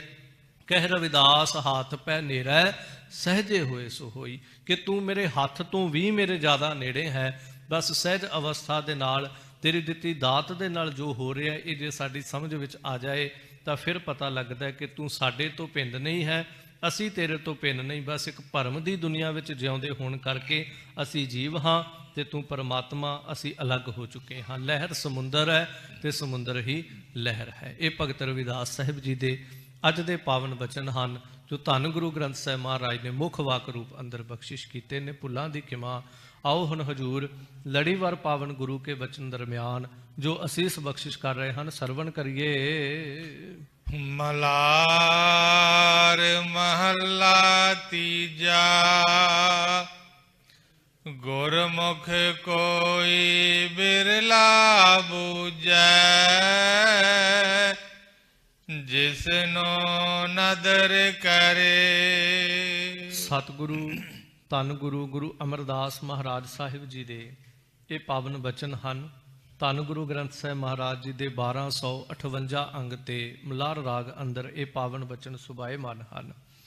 ਹਜੂਰ ਪਾਤਸ਼ਾਹ ਇਸ ਪਾਵਨ ਸ਼ਬਦ ਦੇ ਅੰਦਰ ਰਹਾਉ ਦੀਆਂ ਪੰਕਤੀਆਂ ਅੰਦਰ ਵੀ ਮਨ ਨੂੰ ਸੰਬੋਧਨ ਕਰਕੇ ਇਸ ਸੰਸਾਰ ਦੀ ਮਾਇਆਵੀ ਬ੍ਰਿਤੀ ਦਾ ਇਸ਼ਾਰਾ ਕਰਕੇ ਸੰਸਾਰ ਦੀ ਮਾਇਆ ਦੀ ਪਕੜ ਦੀ ਦਾਸਤਾਂ ਜਿਹੜੀ ਹੈ ਉਹ ਸਾਡੇ ਸਾਹਮਣੇ ਰੱਖਦੇ ਨੇ। ਪ੍ਰਾਰੰਭਤਾ ਕਰਦੇ ਨੇ, ਗੁਰਮੁਖ ਕੋਈ ਵਿਰਲਾ ਬੂਝੈ, ਜਿਸ ਨੂੰ ਨਦਰ ਕਰੇ। ਕਿ ਕੋਈ ਗੁਰਮੁਖ ਪਿਆਰਾ, ਕੋਈ ਵਿਰਲਾ ਟਾਵਾਂ ਹੈ ਜਿਹੜਾ ਇਸ ਗੱਲ ਨੂੰ ਬੁੱਝਦਾ ਹੈ। ਤੇ ਮਹਾਰਾਜ ਉਹ ਕੌਣ ਹੈ? ਤਾਂ ਸਾਹਿਬ ਕਹਿੰਦੇ ਜਿਸ ਨੂੰ ਨਦਰ ਕਰੇ, ਜਿਹਨੂੰ ਤੇਰੀ ਨਦਰ ਪ੍ਰਾਪਤ ਹੋ ਜਾਂਦੀ, ਨਾਨਕ ਨਦਰੀ ਨਦਰ ਨਿਹਾਲ ਦੀ ਅਵਸਥਾ ਜਿਨ੍ਹਾਂ ਨੂੰ ਮਿਲ ਜਾਂਦੀ, ਉਹ ਬੁੱਝ ਲੈਂਦਾ ਹੈ। ਮਹਾਰਾਜ ਬੁੱਝਦਾ ਕੀ ਹੈ? ਕਿਉਂਕਿ ਬੁੱਝਣ ਦਾ ਜਦੋਂ ਅਰਥ ਕਰੀਏ ਤੇ ਆਪਾਂ ਸੰਸਾਰ ਤੇ ਬੜੀਆਂ ਗੱਲਾਂ ਬੁੱਝ ਲੈਂਦੇ ਆ। ਆਪਾਂ ਬੁਝਾਰਤਾਂ ਵੀ ਪੁਰਾਣੇ ਸਮਿਆਂ 'ਚ ਪਾਉਂਦੇ ਸੀਗੇ, ਤਾਂ ਬੁਝਾਰਤ ਦਾ ਅਸਲ ਅਰਥ ਹੀ ਇਹ ਹੁੰਦਾ ਸੀ ਜੋ ਬੁੱਝ ਲੈਣੀ, ਜੋ ਇਸ ਤਰ੍ਹਾਂ ਅਗਿਆਨਤਾ ਤੇ ਗਿਆਨ ਦੇ ਵਿਚਕਾਰ ਖੜੀ ਹੋਵੇ। ਸੋ ਮਹਾਰਾਜ ਅਸੀਂ ਵੀ ਤਾਂ ਬੜਾ ਕੁਝ ਬੁੱਝ ਲੈਂਦੇ ਆ ਨਾ। ਅਸੀਂ ਘਰੇ ਬੈਠੇ ਬੈਠੇ ਜਿਸ ਮਨੁੱਖ ਨੂੰ ਕਦੀ ਵੇਖਿਆ ਹੀ ਨਹੀਂ, ਮਿਲਿਆ ਹੀ ਨਹੀਂ, ਅਸੀਂ ਉਹਦੇ ਬਾਰੇ ਬੁੱਝ ਲੈਂਦੇ ਵੀ ਫਲਾਣਾ ਸਿਉਂ ਤਾਂ ਇਸ ਤਰ੍ਹਾਂ ਦਾ ਹੈ, ਫਲਾਣਾ ਤਾਂ ਇੰਜ ਹੈ, ਭਾਵੇਂ ਅਸੀਂ ਮਿਲੇ ਭਾਵੇਂ ਨਹੀਂ। ਅਸੀਂ ਕਿਸੇ ਦਾ ਚਿਹਰਾ ਵੇਖ ਕੇ ਕਹਿ ਦਿੰਦੇ ਬੰਦਾ ਤੇ ਇਸ ਤਰ੍ਹਾਂ ਦਾ ਹੈ, ਭਾਵੇਂ ਸਾਡੇ ਸਿਰਫ ਅੰਦਾਜ਼ੇ ਨੇ, ਪਰ ਆਪਣੇ ਆਪ ਵਿੱਚ ਅਸੀਂ ਇਹ ਮੰਨ ਕੇ ਬੈਠੇ ਕਿ ਅਸੀਂ ਬੁੱਝਦੇ ਹਾਂ, ਅਸੀਂ ਜਾਣਦੇ ਹਾਂ। ਤੇ ਮਹਾਰਾਜ ਜਿਹੜਾ ਗੁਰਮੁਖ ਪਿਆਰਾ ਹੈ ਉਹ ਕੀ ਬੁੱਝਦਾ ਹੈ, ਉਹ ਕੀ ਜਾਣਦਾ ਹੈ? ਤਾਂ ਇਹਦੇ ਬੇਅੰਤ ਅਰਥਾਂ ਤਹਿਤ ਬੇਨਤੀ ਕਰਾਂ, ਗੁਰਮੁਖ ਕੋਈ ਵਿਰਲਾ ਬੂਝੈ। ਸਭ ਕਹਿੰਦੇ ਜਿਸ ਦੇ ਉੱਤੇ ਉਹ ਨਦਰ ਕਰਦਾ ਨਾ, ਜਿਸ ਨੂੰ ਨਦਰ ਪ੍ਰਾਪਤ ਹੋਵੇ, ਜਿਸ ਤੇ ਨਦਰ ਕਰ ਲੈਂਦਾ, ਪਹਿਲਾਂ ਤਾਂ ਉਹ ਪਰਮਾਤਮਾ ਦੀ ਖੇਡ ਨੂੰ ਬੁੱਝਦਾ ਹੈ, ਉਹਦੀ ਖੇਡ ਨੂੰ ਸਮਝ ਲੈਂਦਾ ਕਿ ਸਾਰਾ ਪਸਾਰਾ ਜਿਹੜਾ ਹੈ ਇਹ ਉਹ ਤਮਾਸ਼ਬੀਨ ਹੋ ਕਰਕੇ ਇਹਨੂੰ ਦੇਖਦਾ ਹੈ। ਇਹ ਸਾਰਾ ਉਹਦਾ ਤਮਾਸ਼ਾ ਹੈ, ਸਾਰਾ ਉਹਦਾ ਪਸਾਰਾ, ਇਹ ਖੇਡ ਹੈ। ਜਗ ਰਚਨਾ ਸਭ ਝੂਠ ਹੈ, ਜਾਨ ਲਿਹੋ ਰੇ ਮੀਤ। ਉਹ ਇਸ ਗੱਲ ਨੂੰ ਬੁੱਝਦਾ ਹੈ, ਜਿਹਨੂੰ ਕਲਗੀਧਰ ਪਾਤਸ਼ਾਹ ਕਹਿੰਦੇ ਦੇਖਣ ਆਇਓ ਜਗਤ ਤਮਾਸ਼ਾ, ਕਿ ਸੰਸਾਰ ਇੱਕ ਤਮਾਸ਼ਾ ਹੈ, ਸੰਸਾਰ ਇੱਕ ਖੇਡ ਹੈ। ਦੇਖੋ ਖੇਡ ਦੀ ਗੱਲ ਕਰਾਂ, ਸੰਸਾਰ ਦੇ ਉੱਤੇ ਜਿਤਨੀਆਂ ਵੀ ਖੇਡਾਂ ਬਣੀਆਂ ਨੇ, ਇਹ ਸਿਰਫ ਬਣਾਉਣ ਵਾਲਿਆਂ ਨੇ ਕਿੰਨੀਆਂ ਸਦੀਆਂ ਪਹਿਲਾਂ ਬਣੀਆਂ, ਕਿੰਨੇ ਯੁੱਗ ਪਹਿਲਾਂ ਬਣੀਆਂ, ਇਹਦੀ ਕੋਈ ਤਰੀਕ ਨਹੀਂ ਹੈ। ਪਰ ਇਹ ਹੈ ਕਿ ਜਦੋਂ ਵੀ ਕਿਸੇ ਨੇ ਕਿਸੇ ਖੇਡ ਨੂੰ ਬਣਾਇਆ ਹੋਏਗਾ, ਉਹਦੇ ਮਗਰ ਉਹਦੀ ਮਨਸ਼ਾ ਇਹ ਹੋਏਗੀ ਕਿ ਮਨੁੱਖ ਖੇਡੇਗਾ, ਇਹਦਾ ਸਰੀਰ ਜਿਹੜਾ ਤੰਦਰੁਸਤ ਰਹੇਗਾ, ਚੱਲਦਾ ਫਿਰਦਾ ਭੱਜਾ ਦੌੜੇਗਾ, ਖੇਡੇ ਕੁੱਦੇਗਾ, ਇਹਦਾ ਸਰੀਰ ਜਿਹੜਾ ਉਹ ਤੰਦਰੁਸਤ ਰਿਸ਼ਟ ਪੁਸ਼ਟ ਰਹੇਗਾ। ਪਰ ਮਾਫ ਕਰਿਓ, ਅਸੀਂ ਖੇਡ ਨੂੰ ਇੱਕ ਜੰਗ ਬਣਾ ਕੇ ਰੱਖ ਦਿੱਤਾ। ਕਿਉਂਕਿ ਜਿਵੇਂ ਜੰਗ ਹੁੰਦਾ ਨਾ, ਦੋ ਮੁਲਕਾਂ ਦੇ ਵਿੱਚ ਕਿਤੇ ਜੰਗ ਲੱਗੀ ਹੋਵੇ ਤੇ ਇਹੀ ਰਹਿੰਦਾ ਵੀ ਕਿਹੜਾ ਮੁਲਕ ਜਿੱਤੇਗਾ। ਹਰ ਮੁਲਕ ਦੀ ਜਿਹੜੀ ਆਵਾਮ ਹੈ, ਹਰ ਮੁਲਕ ਦੇ ਜਿਹੜੇ ਲੋਕ ਨੇ, ਉਹ ਇਹ ਕੋਸ਼ਿਸ਼ ਕਰਦੇ ਸਾਡਾ ਮੁਲਕ ਜਿੱਤਣਾ ਚਾਹੀਦਾ। ਉਹ ਫੌਜ ਦਾ, ਉਸ ਮੁਲਕ ਦਾ ਪੂਰਾ ਜ਼ੋਰ ਕਾਹਦੇ ਤੇ ਲੱਗਾ, ਅਸੀਂ ਜਿੱਤ ਜਾਈਏ। ਖੇਡ ਜੇ ਅਸੀਂ ਪੁਰਾਣੇ ਸਮੇਂ ਦੇ ਦਰਮਿਆਨ ਦੇਖੀ, ਕੇਵਲ ਸਰੀਰ ਨੂੰ ਰਿਸ਼ਟ ਪੁਸ਼ਟ ਕਰਨ ਵਾਸਤੇ ਸੀ। ਪਰ ਅੱਜ ਖੇਡ ਨੂੰ ਦੁਨੀਆ ਨੇ ਇੱਕ ਜੰਗ ਬਣਾ ਕੇ ਰੱਖ ਦਿੱਤਾ ਕਿ ਦੋ ਮੁਲਕਾਂ ਦੇ ਖਿਡਾਰੀ ਖੇਡਦੇ ਪਏ ਨੇ ਤੇ ਸਟੇਡੀਅਮ ਵਿੱਚ ਬੈਠੇ ਲੋਕ ਪੂਰਾ ਜ਼ੋਰ ਲਾ ਰਹੇ ਨੇ, ਪੂਰਾ ਸ਼ੋਰ ਮਚਾ ਰਹੇ ਨੇ ਕਿ ਸਾਡਾ ਮੁਲਕ ਜਿੱਤਣਾ ਚਾਹੀਦਾ ਹੈ। ਤੇ ਇੱਥੋਂ ਤੱਕ ਵੀ ਤੁਸੀਂ ਸੰਸਾਰ ਤੇ ਦੇਖਿਆ ਹੈ, ਜੇ ਇੱਕ ਮੁਲਕ ਦੇ ਖਿਡਾਰੀ ਕਿਤੇ ਹਾਰ ਜਾਣ ਤੇ ਉਹਨਾਂ ਨੂੰ ਕਿਹਾ ਜਾਂਦਾ ਜੇ ਤੁਸੀਂ ਜਿੱਤ ਕੇ ਆਓਗੇ ਤੇ ਫੁੱਲਾਂ ਦੇ ਹਾਰ ਪਾਵਾਂਗੇ, ਜੇ ਤੁਸੀਂ ਹਾਰ ਗਏ ਤੇ ਅਸੀਂ ਵੱਟੇ ਤਿਆਰ ਰੱਖੇ ਨੇ। ਇੱਥੋਂ ਤੱਕ ਵੀ ਤੁਸੀਂ ਖਬਰਾਂ ਪੜ੍ਹਦੇ ਹੋ ਕਿ ਕੋਈ ਮੁਲਕ ਦੇ ਖਿਡਾਰੀ ਹਾਰ ਕੇ ਆਏ ਤੇ ਬਹੁਤ ਜ਼ਿਆਦਾ CRPF ਤੇ 5 ਆਦਿਕ ਜਿਹੜੀਆਂ ਕੰਪਨੀਆਂ ਏਅਰਪੋਰਟ ਤੇ ਲਾਤੀਆਂ। ਕਿਉਂ? ਕਹਿੰਦੇ ਵੀ ਖਿਡਾਰੀ ਹਾਰ ਕੇ ਆਉਂਦੇ ਪਏ ਨੇ ਤੇ ਆਵਾਮ ਦਾ, ਜਨਤਾ ਦਾ ਪਤਾ ਨਹੀਂ ਉਹਨਾਂ ਦੇ ਨਾਲ ਕੀ ਕਰੇਗੀ। ਭਾਵ ਕਹਿਣ ਦਾ, ਖੇਡ ਜਿਹੜੀ ਹੈ ਇਹ ਕਿਤੇ ਨਾ ਕਿਤੇ ਸਾਡੀ ਬਿਰਤੀ ਨੇ ਇੱਕ ਜੰਗ ਬਣਾ ਕੇ ਰੱਖ ਦਿੱਤੀ ਵੀ ਖੇਡ ਨਹੀਂ ਤੇ ਜੰਗ ਹੈ। ਪਰ ਖੇਡ ਜਿਹੜੀ ਹੈ ਉਹਦੇ 'ਚ ਜਿੱਤ ਹਾਰ ਬਣੀ ਹੈ, ਪਰ ਜੰਗ ਦੇ ਵਿੱਚ ਇਹ ਚੀਜ਼ ਕਬੂਲ ਨਹੀਂ ਕਰਦਾ ਕੋਈ ਮਨੁੱਖ। ਸੋ ਇਸ ਤਰ੍ਹਾਂ ਸੰਸਾਰ ਵੀ ਇੱਕ ਖੇਡ ਹੈ, ਪਰ ਅਸੀਂ ਇਸ ਖੇਡ ਦੇ ਤਮਾਸ਼ੇ ਨੂੰ ਖੇਡ ਦੀ ਭਾਵਨਾ ਨਾਲ ਨਹੀਂ ਖੇਡਿਆ, ਅਸੀਂ ਇਹਨੂੰ ਕਿਤੇ ਨਾ ਕਿਤੇ ਜੰਗ ਵਾਲੀ ਬਿਰਤੀ ਜਿਹੜੀ ਉਹ ਬਣਾ ਲਈ। ਤਾਂ ਹਜ਼ੂਰ ਕਹਿੰਦੇ ਜਿਹੜਾ ਗੁਰਮੁਖ ਹੈ ਨਾ, ਉਹਨੂੰ ਸਾਰਿਆਂ ਤੋਂ ਪਹਿਲਾਂ ਤਾਂ ਇਹ ਸਮਝ ਆ ਜਾਂਦੀ ਜਗ ਰਚਨਾ ਸਭ ਝੂਠ ਹੈ, ਇਹ ਝੂਠ ਹੈ, ਸਾਰੀ ਖੇਡ ਹੈ, ਇਹ ਸਾਰਾ ਤਮਾਸ਼ਬੀਨ ਨੇ ਤਮਾਸ਼ਾ ਰਚਿਆ ਹੋਇਆ ਹੈ। ਉਸ ਤੋਂ ਬਾਅਦ ਇਹਨੂੰ ਇਹ ਸਮਝ ਆ ਜਾਂਦੀ ਹੈ ਕਿ ਮੇਰਾ ਸਰੀਰ ਜਿਹੜਾ ਹੈ ਇਹ ਵੀ ਝੂਠ ਹੈ, ਇਹ ਵੀ ਨਾਸ਼ਵੰਤ ਹੈ, ਬੁੱਝ ਹੈ, ਇਸ ਗੱਲ ਨੂੰ ਸਮਝ ਲੈਂਦਾ ਹੈ। ਫਿਰ ਉਹ ਗੁਰੂ ਦੇ ਹੁਕਮ ਨੂੰ ਬੁੱਝ ਲੈਂਦਾ ਹੈ। ਹੁਕਮ ਨੂੰ ਬੁੱਝਣ ਦਾ ਭਾਵ ਇਹ ਨਹੀਂ ਕਿ ਪ੍ਰਮਾਤਮਾ ਜੋ ਕਰੇਗਾ ਉਹਨੂੰ ਪਹਿਲਾਂ ਪਤਾ ਹੈ, ਇਹਦੇ 'ਚ ਕੋਈ ਸ਼ੱਕ ਨਹੀਂ ਕਿ ਬ੍ਰਹਮ ਗਿਆਨੀ ਨੂੰ ਸਭ ਪਤਾ ਹੈ। ਪਰ ਇੰਨਾ ਵੀ ਨਹੀਂ ਅਸੀਂ ਕਹਿ ਸਕਦੇ ਜੋ ਬ੍ਰਹਿਮੰਡ ਦੇ ਅੰਦਰ ਅਕਾਲ ਪੁਰਖ ਪਰਮੇਸ਼ਰ ਸ੍ਰਿਸ਼ਟੀ ਨੂੰ ਰਚਦਾ ਹੈ, ਸਾਜਦਾ ਹੈ। ਕੁਝ ਖੇਡਾਂ ਜਿਹੜੀਆਂ ਉਹਨੇ ਆਪਣੇ ਹੱਥ 'ਚ ਰੱਖੀਆਂ ਨੇ, ਜਿਹੜੀਆਂ ਸ਼ਾਇਦ ਉਹ ਕਿਸੇ ਅੰਤਰਜਾਮੀ, ਕਿਸੇ ਬ੍ਰਹਮ ਗਿਆਨੀ ਨੂੰ ਵੀ ਸ਼ਾਇਦ ਨਾ ਸਮਝਾਉਂਦਾ ਹੋਵੇ। ਪਰ ਇੱਥੇ ਇਹ ਜ਼ਿਕਰ ਹੈ ਕਿ ਗੁਰਮੁਖ ਜਿਹੜਾ ਹੈ ਉਹ ਇਸ ਗੱਲ ਨੂੰ ਬੁੱਝ ਲੈਂਦਾ ਹੈ, ਜਾਣ ਲੈਂਦਾ ਹੈ ਕਿ ਪਰਮੇਸ਼ਰ ਜੋ ਕਰ ਰਿਹਾ ਹੈ ਇਹ ਸਾਡੇ ਭਲੇ ਗੋਚਰਾ ਕਰ ਰਿਹਾ ਹੈ। ਕਿਉਂਕਿ ਇਸ ਗੱਲ ਨੂੰ ਵੀ ਜਾਣਨਾ ਬੜਾ ਮੁਸ਼ਕਲ ਹੈ। ਆਪਾਂ ਜੋ ਜੀਵਨ 'ਚ ਹੁੰਦਾ ਹੈ ਆਪਾਂ ਕਹਿੰਦੇ ਨਹੀਂ ਰੱਬ ਨੇ ਮੇਰੇ ਨਾਲ ਮਾੜੀ ਕੀਤੀ, ਪਰ ਸਮਾਂ ਪਾ ਕੇ ਆਪਾਂ ਨੂੰ ਸਮਝ ਆਉਂਦੀ ਜੇ ਆਹ ਗੱਲ ਨਾ ਹੁੰਦੀ ਤੇ ਅੱਜ ਸਾਡੇ ਸਾਹਮਣੇ ਆਹ ਰਿਜ਼ਲਟ ਨਹੀਂ ਸੀ ਆਉਣਾ। ਸੋ ਇਸ ਕਰਕੇ ਅਗਿਆਨੀ ਮਨਮੁਖ ਜਿਹੜਾ ਉਹ ਇਸ ਗੱਲ ਨੂੰ ਬੁੱਝਦਾ ਨਹੀਂ, ਜਾਣਦਾ ਨਹੀਂ, ਉਲਾਮੇ ਦੇਣੇ ਸ਼ੁਰੂ ਕਰ ਦਿੰਦਾ ਹੈ। ਸੋ ਇਸ ਤਰ੍ਹਾਂ ਸਰੀਰ ਦੇ ਨਾਲ ਕੋਈ ਦੁੱਖ ਵਰਤਦਾ ਹੈ ਤਾਂ ਗੁਰਮੁਖ ਇਸ ਗੱਲ ਨੂੰ ਬੁੱਝ ਲੈਂਦਾ ਹੈ। ਸ੍ਰਿਸ਼ਟੀ ਦੇ ਅੰਦਰ ਕੁਝ ਹੁੰਦਾ ਹੈ ਤਾਂ ਗੁਰਮੁਖ ਇਸ ਗੱਲ ਨੂੰ ਬੁੱਝਦਾ ਹੈ ਕਿ ਪ੍ਰਮਾਤਮਾ ਸਾਰਿਆਂ ਦੇ ਭਲੇ ਹਿੱਤ ਕਰ ਰਿਹਾ। ਤਾਂ ਸਾਹਿਬ ਕਹਿੰਦੇ ਗੁਰਮੁਖ ਕੋਈ, ਭਾਵ ਇਹਦਾ ਇਹ ਵੀ ਅਰਥ ਹੈ ਕੋਈ ਗੁਰਮੁਖ ਹੈ। ਕਹਿਣ ਨੂੰ ਤੇ ਆਪਾਂ ਇੱਕ ਦੂਜੇ ਨੂੰ ਗੁਰਮੁਖ ਪਿਆਰੇ ਸ਼ਬਦ ਵਰਤਦੇ ਹਾਂ, ਆਪ ਦੇ ਵਾਸਤੇ ਵੀ ਗੁਰਮੁਖ ਪਿਆਰੇ ਸ਼ਬਦ ਵਰਤ ਲੈਨੇ। ਪਰ ਜਿੱਥੇ ਸਾਹਿਬ ਜੀ ਨੇ ਬਾਣੀ ਅੰਦਰ ਸੰਤ ਦੀ ਗੱਲ ਕਰਕੇ ਕਿਹਾ ਨਾ ਕਿ ਸਾਧੂ ਜਿਹੜਾ ਉਹ ਕੋਈ ਵਿਰਲਾ ਹੈ, ਸੰਤ ਜਿਹੜਾ ਉਹ ਕੋਈ ਵਿਰਲਾ ਹੈ ਨ ਫਕੜ ਸੰਸਾਰ ਕੇ ਕੋਈ ਵਿਰਲੇ ਸੰਸਾਰ ਤੇ, ਉੱਥੇ ਗੁਰਮੁਖ ਨੂੰ ਵੀ ਸਾਹਿਬ ਨੇ ਕਿਹਾ ਗੁਰਮੁਖ ਕੋਈ ਵਿਰਲਾ ਗੁਰਮੁਖ ਹੈ। ਫਿਰ ਗੁਰਮੁਖ ਕੋਈ ਵਿਰਲਾ ਬੁੱਝੈ। ਹੁਣ ਗੁਰਮੁਖ ਤਾਂ ਸਾਰੇ ਹੀ ਬਣੇ ਪਏ ਆ, ਪਰ ਸਾਨੂੰ ਤੇ ਆਪਣੇ ਬਾਰੇ ਨਹੀਂ ਕੁਝ ਪਤਾ, ਸੀ ਪਰਮਾਤਮਾ ਦੀਆਂ ਖੇਡਾਂ ਨੂੰ ਕੀ ਜਾਣ ਲਵਾਂਗੇ। ਤਾਂ ਸਾਹਿਬ ਕਹਿੰਦੇ ਪਹਿਲਾਂ ਤਾਂ ਗੁਰਮੁਖ ਹੀ ਕੋਈ ਵਿਰਲਾ ਹੈ, ਫਿਰ ਉਹਨਾਂ ਵਿਰਲਿਆਂ ਦੇ ਵਿੱਚੋਂ ਵੀ ਸਾਰੇ ਗੁਰਮੁਖ ਉਹਦੀਆਂ ਖੇਡਾਂ ਨੂੰ, ਆਪਣੇ ਸਵੈ ਸਰੂਪ ਨੂੰ ਜਾਂ ਆਪਣੇ ਜੀਵਨ ਨੂੰ ਨਹੀਂ ਸਮਝਦੇ। ਇਹ ਜਿਨ੍ਹਾਂ ਦੇ ਉੱਤੇ ਨਜ਼ਰ ਕਰਦਾ ਹੈ ਉਹੀ ਫਿਰ ਇਹਨਾਂ ਚੀਜ਼ਾਂ ਨੂੰ ਸਮਝ ਪਾਉਂਦੇ ਹਨ। ਗੁਰ ਬਿਨ ਦਾਤਾ ਕੋਈ ਨਾਹੀ, ਬਖਸ਼ੇ ਨਦਰ ਕਰੇ। ਫਿਰ ਸਭ ਕਹਿੰਦੇ ਜਿਹੜੇ ਵਿਰਲੇ ਗੁਰਮੁਖ ਪਿਆਰੇ ਨੇ ਨਾ, ਉਹ ਇਸ ਗੱਲ ਨੂੰ ਵੀ ਬੜੀ ਚੰਗੀ ਤਰ੍ਹਾਂ ਸਮਝ ਲੈਂਦੇ ਗੁਰ ਬਿਨ ਦਾਤਾ ਕੋਈ ਨਾਹੀ, ਕਿ ਗੁਰੂ ਤੋਂ ਬਿਨਾ ਕੋਈ ਦੂਜਾ ਦਾਤਾ ਨਹੀਂ ਹੈ। ਅਸੀਂ ਮਾਫ ਕਰਿਓ ਸ਼ਬਦ ਕਹਿੰਦੇ ਆ ਫਲਾਣਾ ਬੜਾ ਗੁਰਮੁਖ ਹੈ, ਪਰ ਸੱਚ ਇਹ ਹੈ ਉਹਦੇ ਜੀਵਨ ਦੇ ਵਿੱਚ ਬੜੇ ਦਾਤੇ ਬਣੇ ਪਏ ਹੋਣਗੇ।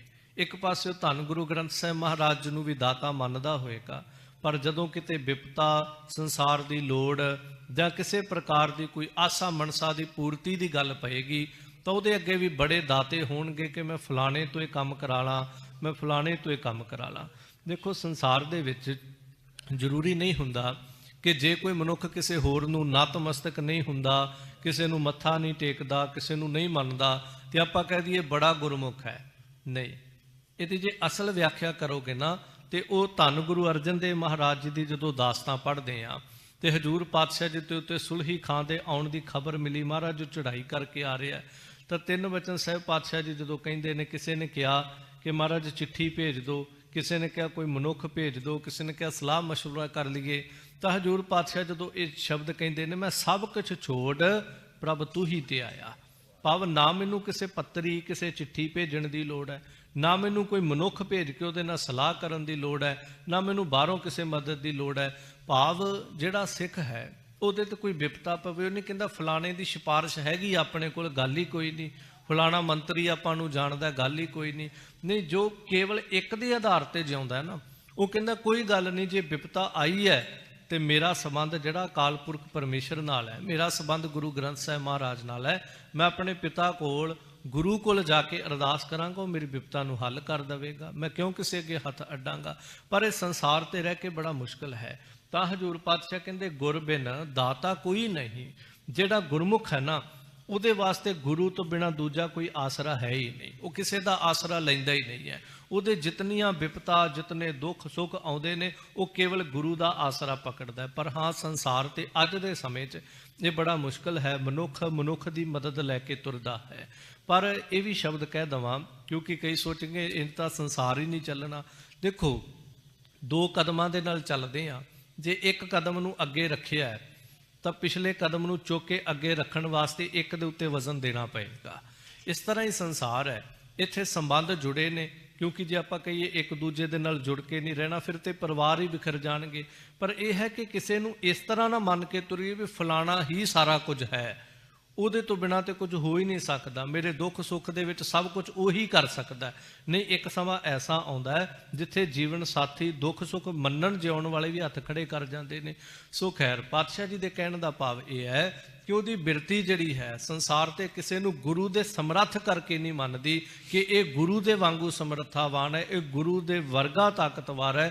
ਨਹੀਂ, ਉਹ ਸੰਸਾਰ ਦੇ ਸੰਬੰਧ ਨਿਭਾਉਂਦਾ ਹੈ। ਤਾਂ ਸਭ ਕਹਿੰਦੇ, ਉਹ ਕਹਿੰਦਾ ਗੁਰ ਬਿਨ ਦਾਤਾ ਕੋਈ ਨਹੀਂ, ਬਖਸ਼ੇ ਨਦਰ ਕਰੇ। ਗੁਰੂ ਤੋਂ ਬਿਨਾਂ ਕੋਈ ਵੀ ਦਾਤਾ ਨਹੀਂ ਹੈ, ਤੇ ਜਿਸ ਦੇ ਉੱਤੇ ਬਖਸ਼ ਦਿੰਦਾ, ਆਪਣੀ ਨਦਰ ਕਰ ਦਿੰਦਾ, ਉਹਨੂੰ ਬਖਸ਼ੇ, ਉਹਨੂੰ ਇਹ ਆਤਮਿਕ ਸੋਝੀ ਬਖਸ਼ਦਾ ਹੈ। ਫਿਰ ਉਹਦੇ ਸਾਰੇ ਗੁਨਾਹ ਜਿਹੜੇ ਹਨ, ਜਿਵੇਂ ਪੈਂਦੇ ਖਾਂਦੇ ਗੁਨਾਹ, ਹਜੂਰ ਗੁਰੂ ਹਰਗੋਬਿੰਦ ਸਾਹਿਬ ਮਹਾਰਾਜ ਜੀ ਨੇ ਬਖਸ਼ ਦਿੱਤੇ।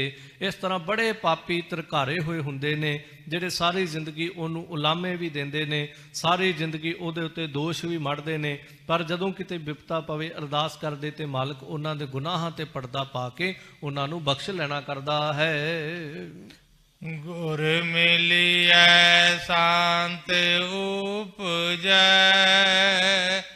ਅਨ ਦਿਨ ਨਾਮ ਲਏ। ਫਿਰ ਹਜੂਰ ਕਹਿੰਦੇ ਗੁਰੂ ਨੂੰ ਮਿਲਣ ਦੇ ਨਾਲ ਸ਼ਾਂਤ ਉਪਜੈ, ਸ਼ਾਂਤੀ ਪੈਦਾ ਹੁੰਦੀ ਹੈ ਅੰਦਰ, ਸ਼ਾਂਤੀ ਪ੍ਰਗਟ ਹੁੰਦੀ ਹੈ ਅੰਦਰ।